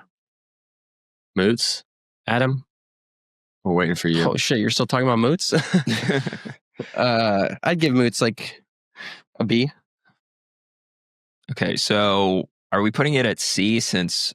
Yeah, probably in the middle. Oh shit. Okay. BMC? A. B. A, B. The fact that they've got an integrated dropper post on their cross-country mountain bike is sick. I like that a lot. That is cool. Integrated? Yeah. Like, the dropper post is part of the frame. It needs to be at least to be. I mean, I'm almost thinking A for BMC.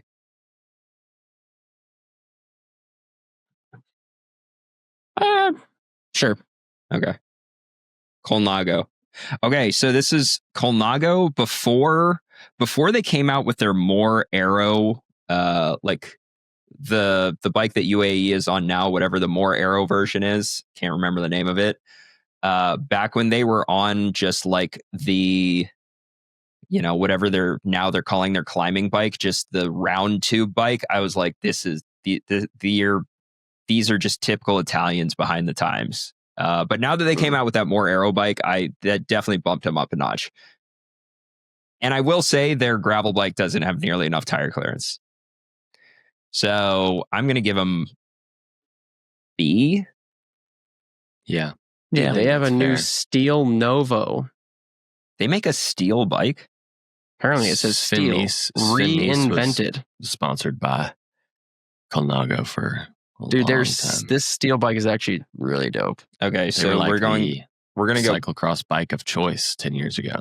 We're The gonna website sucks ass though. B. Anybody object to B for Colnago? No, that's good. All right, Cervelo. Cervelo's kind of in the same boat as Colnago, to be honest with you.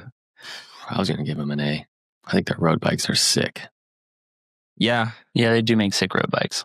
yeah. Their gravel bike is like the Aspero's been so close to being good for a while. Yeah, but it still just feels like it's a little bit behind the times. I don't want to knock Colnago or Cervelo too much for their gravel bikes because it's really obvious that they just don't give a shit about gravel. Like they're just making Cervelo's that a to road like bike company. Yeah, like both Colnago and Cervelo are just making a gravel bike to cash in on the gravel craze. And like what again, it's like the same thing as Santa Cruz, right? Like what they do well, they do really well. So I think I'd give Cervelo A. Yeah, I'd give him an A. All right. Wait, did Tyler say A too? Yeah. Wow. Damn, dude, that's the first A you've dished out. Canyon, Vanderpool, S. S. I mean, they sponsor a god in Vanderpool. So like, dude. Come on. Dude, we cannot. We gotta put one of the companies give Canyon in S. the only S, dude. No way. There's another company on here that's probably S status. What, Surly? No. Dang, dude. Canyon is not an S, dude. Canyon's like a B. Oh, wow. At the most, dude. Dang, at the dude. most. Okay, I think what we've learned is that athlete marketing really works on Dizzle. Because heck yeah. That's honestly, all I remember about any of these brands is who was sponsored by them. Dude, honestly, when we were talking about Santa Cruz, I was not even thinking. I know you're gonna say I'm crazy. I was not even thinking about Keegan. I was honestly thinking way more about their downhill bikes than I was because their gravel bikes suck. They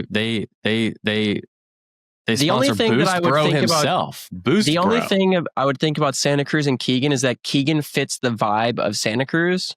Yeah, but not the other way around. It's not like Santa Cruz had to do anything to mold the Keegan. Like Keegan was just like fits in with their vibe. Yeah. Right, and we're not ranking lifetime Grand Prix gravel racers here, so it can't. Yeah. If it was that, and Pete Stetina, it'd be no. I'm not talking about Pete Stetina. I'm talking about Vanderpool, bro. What was the brand that Vanderpool used to be on?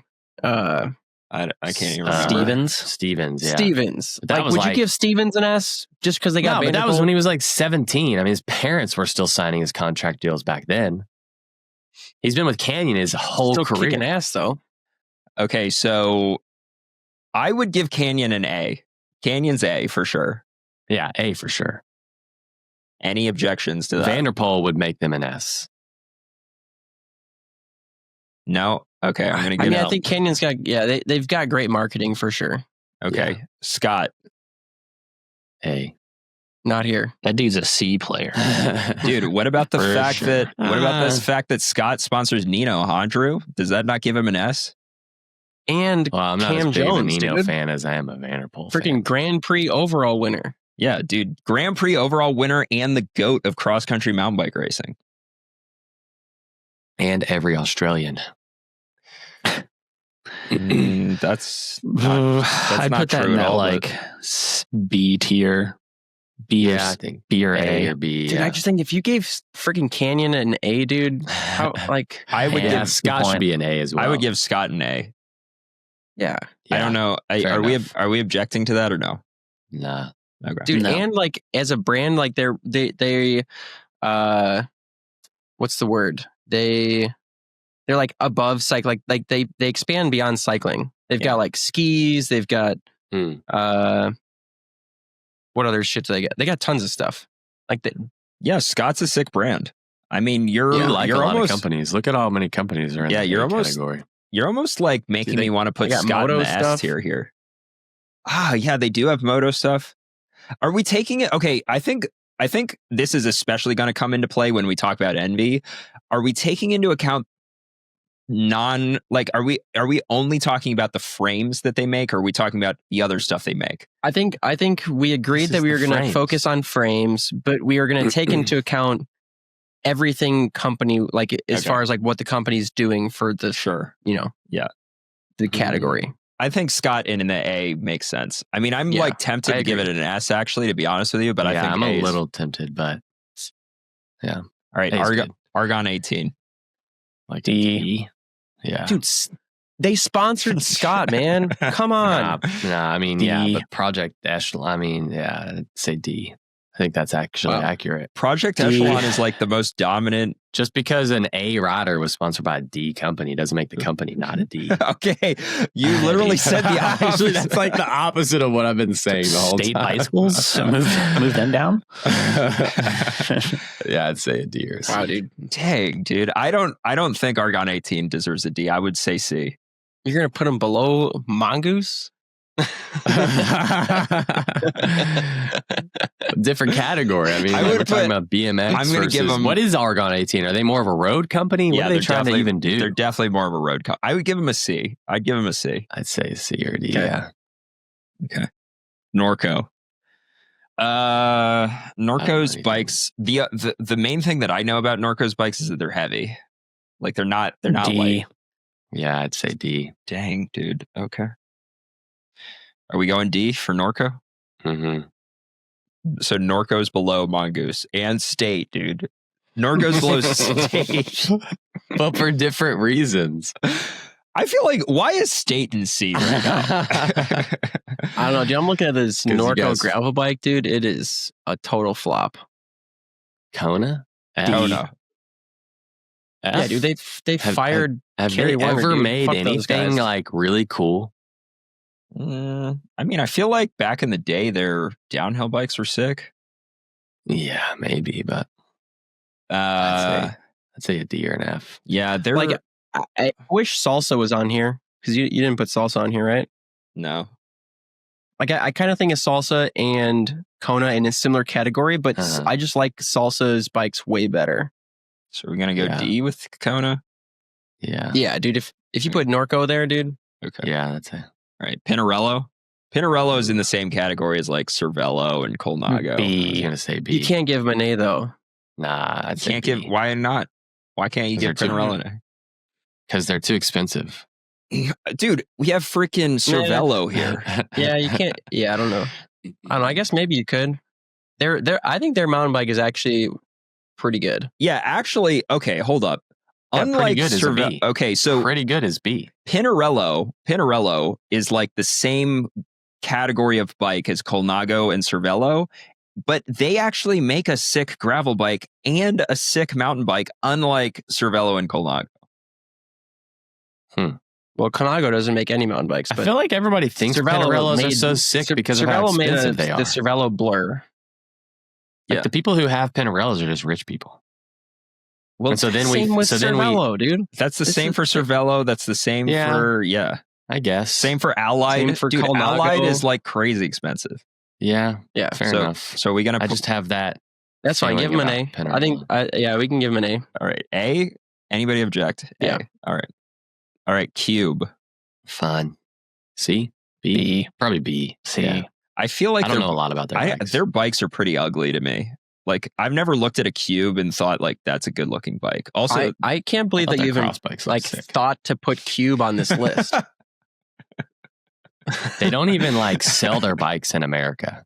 I tried to get sponsored by them. That's a what I few mean, years like, ago. They don't When you're have a thinking of single rattling off distributor like 20 in bike America. brands, how does Cube in the top 20? I mean, they're big in Europe, but they literally don't even sell to the US, which is Yeah. crazy. okay, so C. Yeah, probably. Okay. All right. You're gonna put Cube above like Kona? I Yeah. don't know. I don't even I know, think dude. so, yeah. Cube makes like, at least tries to make high quality bikes. I don't even think Kona tries to make high quality Yeah, bikes. but you just said you can't even buy one here. I Yeah, think but I at would. least we're not talking about, I mean, like, but that doesn't mean they don't make cool bikes. We just can't buy them, which maybe I even think I makes would- it even, the whole exclusiveness makes them even more desirable. I think I would race a Okay. Cube before I would race a Kona. Yeah, absolutely. All right, I big guess I hitter I know here. literally nothing about them. Big hitter, guys. Envy. Their mountain bike looks cool. I mean, B. Envy might be S tier. That's Is what I what- was thinking. I was thinking Envy might be S tier. Yeah, They make like 2 bikes. they're Yeah, but like what? they're the Okay, two so best bikes. see, okay, this is what I was talking about. Are we like as a brand, and especially their wheels? I think S tier for sure. Yeah. But like we're just We're taking into account frames right now. Yeah. I mean, so their lineup is they have 3 road bikes and then the Mog. The Mog is sick. I like the Mog a lot. I don't know. What do you got? The Mog is S tier. That bike single-handedly is S tier. I think as a brand, they're S tier. Okay. Tyler? I mean, I've always thought of Envy as like high quality, good stuff. Tyler, you actually rode an Envy Mog for a while. So I did. Yeah, you can speak to this. Sideswiped you. Yeah. RIP in peace. Yeah. I mean, I feel like if we're just going off the frames, like the frames are really cool. Of all the brands on the list, like the ones that are, if we were going to put any of them in the S tier, I think Specialized Dylan, and did you Envy stop would sharing? have to be. I don't know. Can you see it anymore?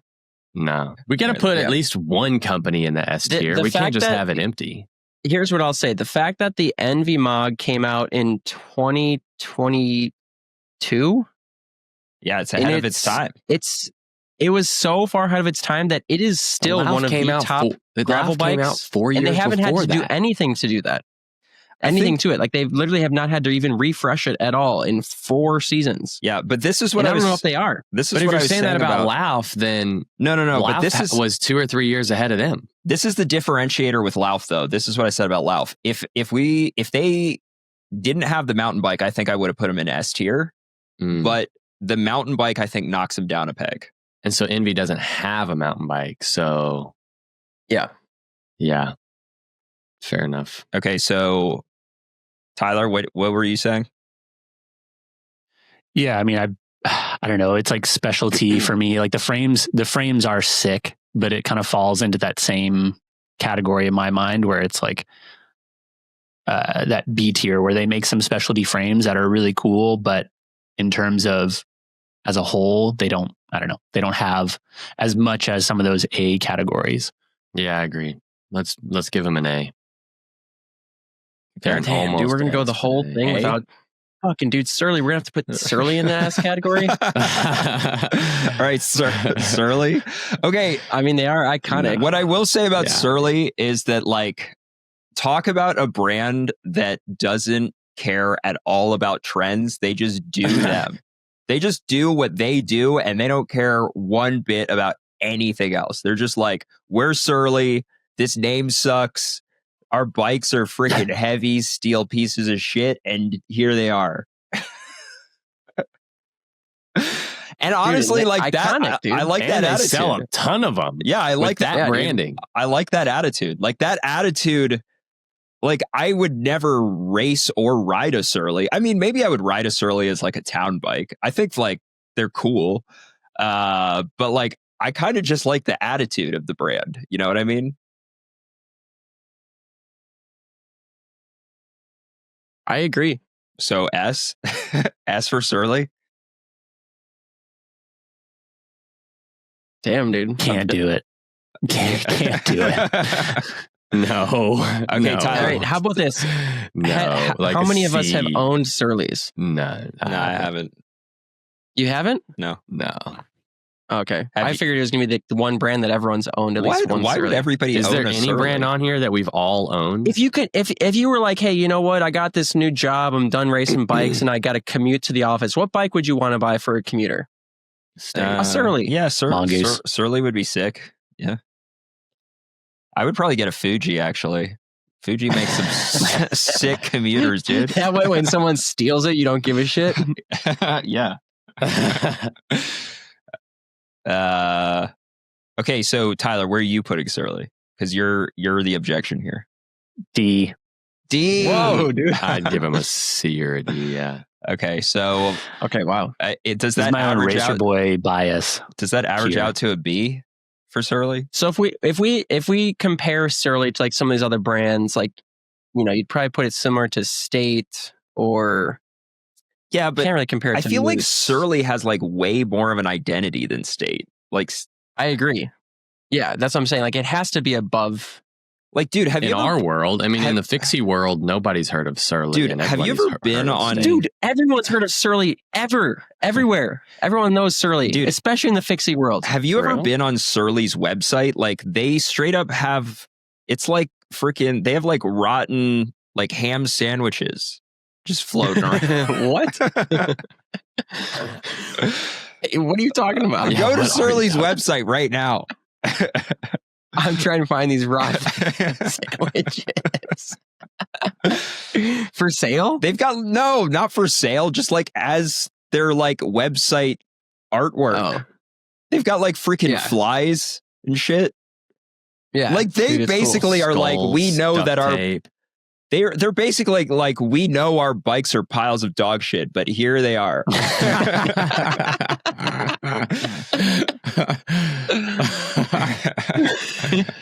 Dang. Dude, they've got a bike called the ice cream truck. Come on. We're not gonna give them an S. Okay, no so way. B, the Karate Monkey, dude, that's like an iconic bike. Oh, maybe a B. I guess you got like the fact that you guys are trying so hard. I guess we can give them a B. All right, we're gonna last brand, Ridley. It says who is Surly, and it's a picture of a guy just flicking you off. Yeah, dude, that's what I'm talking about. Who is Surly? A double flicking you off picture. That's what we are. Surly has attitude, man. All right, Ridley. Okay. For Ridley, like I actually think that they were pretty innovative with their gravel bike. Like they made this integrated frame bag that saved a buttload of watts in the wind tunnel or whatever, and like I think that their aero road bike looks sick. I'll be honest, I actually don't know if it's more or less aero than anything else out there, but it certainly looks the part. Like, I kind of want to give Ridley an A.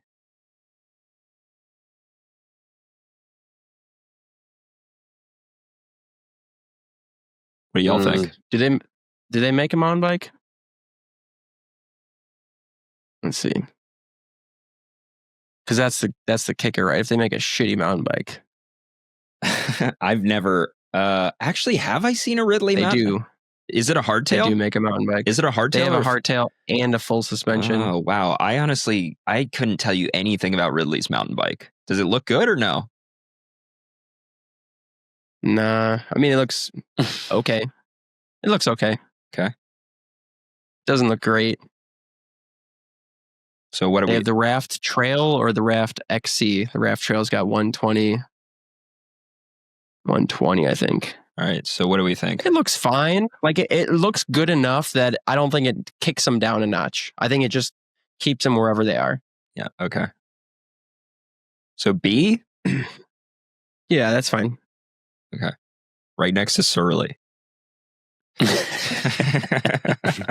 All right, so here we go. This is our ranking. No one got the S tier. Wow. Damn. All right. Can't believe you didn't put salsa on there. Kind of surprised. That's pretty good. Okay, where would you have put salsa if I had included salsa? Yeah, probably B. Yeah. All right. C, is there any bike company that would be S in your mind? No, they've all missed the mark in one fashion or another. Dude, you know what? Tesla needs to come out with a bike. Oh my God. End it here. Just before we go down this. Nah, Menards needs to come out with a bike brand. Yeah. Menards. Yeah, that was cool. Sick. Way too long, but that's okay. Well, it was exactly an hour. We started at 53 minutes. You over-prepared a little bit. Should we? I can't believe I wasted an hour of my day ranking frames with my virtual friends. Should we cut? And just you know what's more sad out? Is that thousands of people are going to waste another hour of their day just listening to us do this. Dude, Dylan, you know what brand we forgot? What? Niner. Dude, actually, I didn't put Niner or Factor on there. Yeah. Yeah. Oh, well. Fuck those guys. Sick.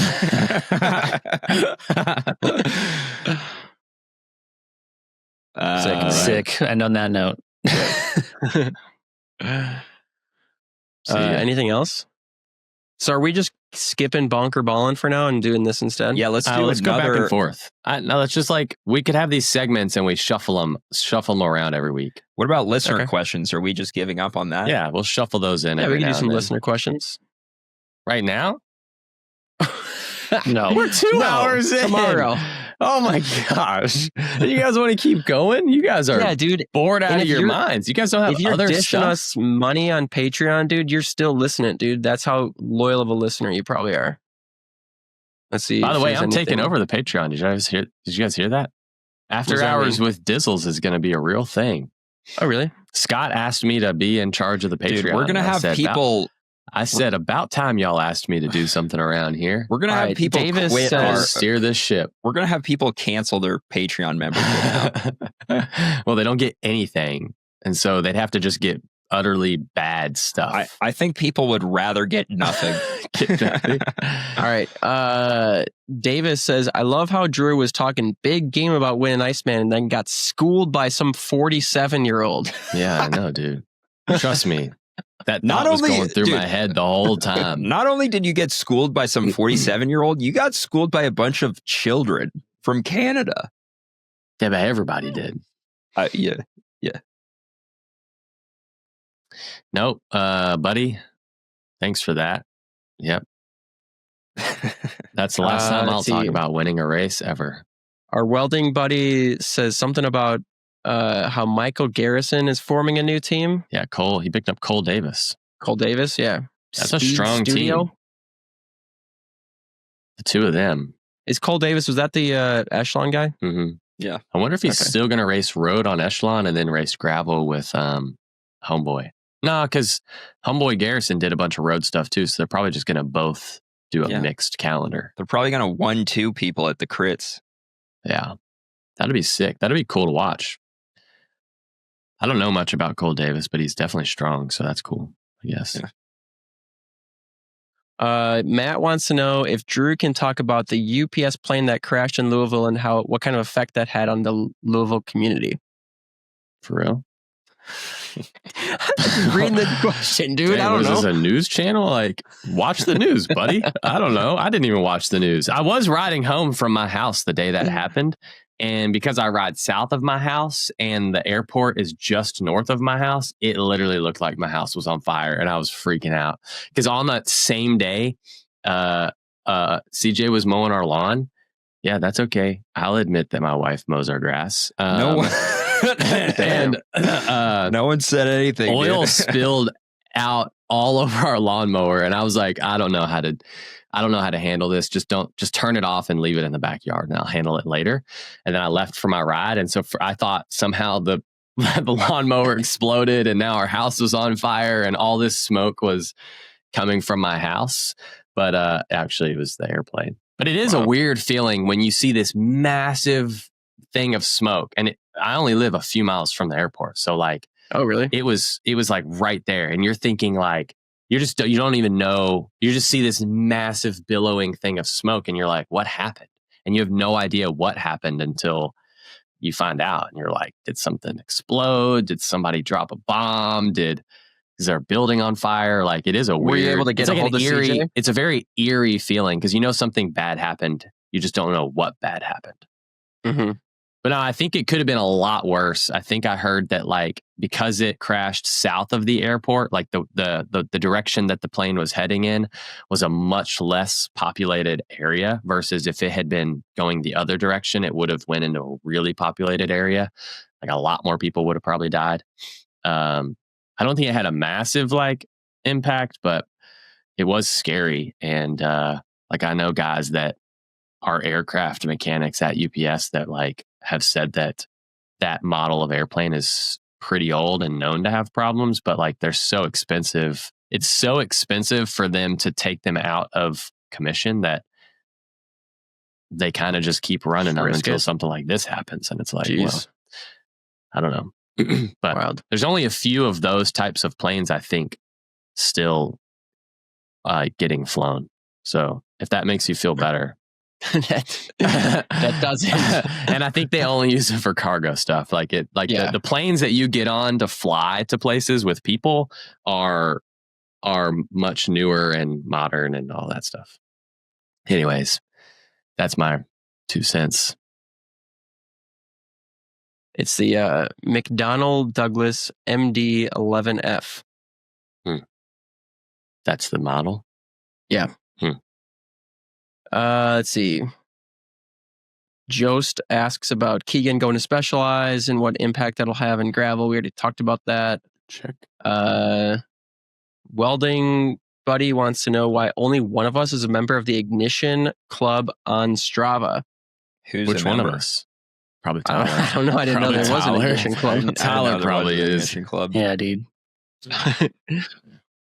Yeah, I don't know about that. We've talked about amping up our Strava presence, but we only have one person doing our marketing stuff, and so she can only really focus on how so do you much. Amp up your Strava presence? Like, I don't know. Like, you can start to one of the things that you try to one of the things that you want to try to do that we want to try to do with Ignition co-owner buddy is create buy-in.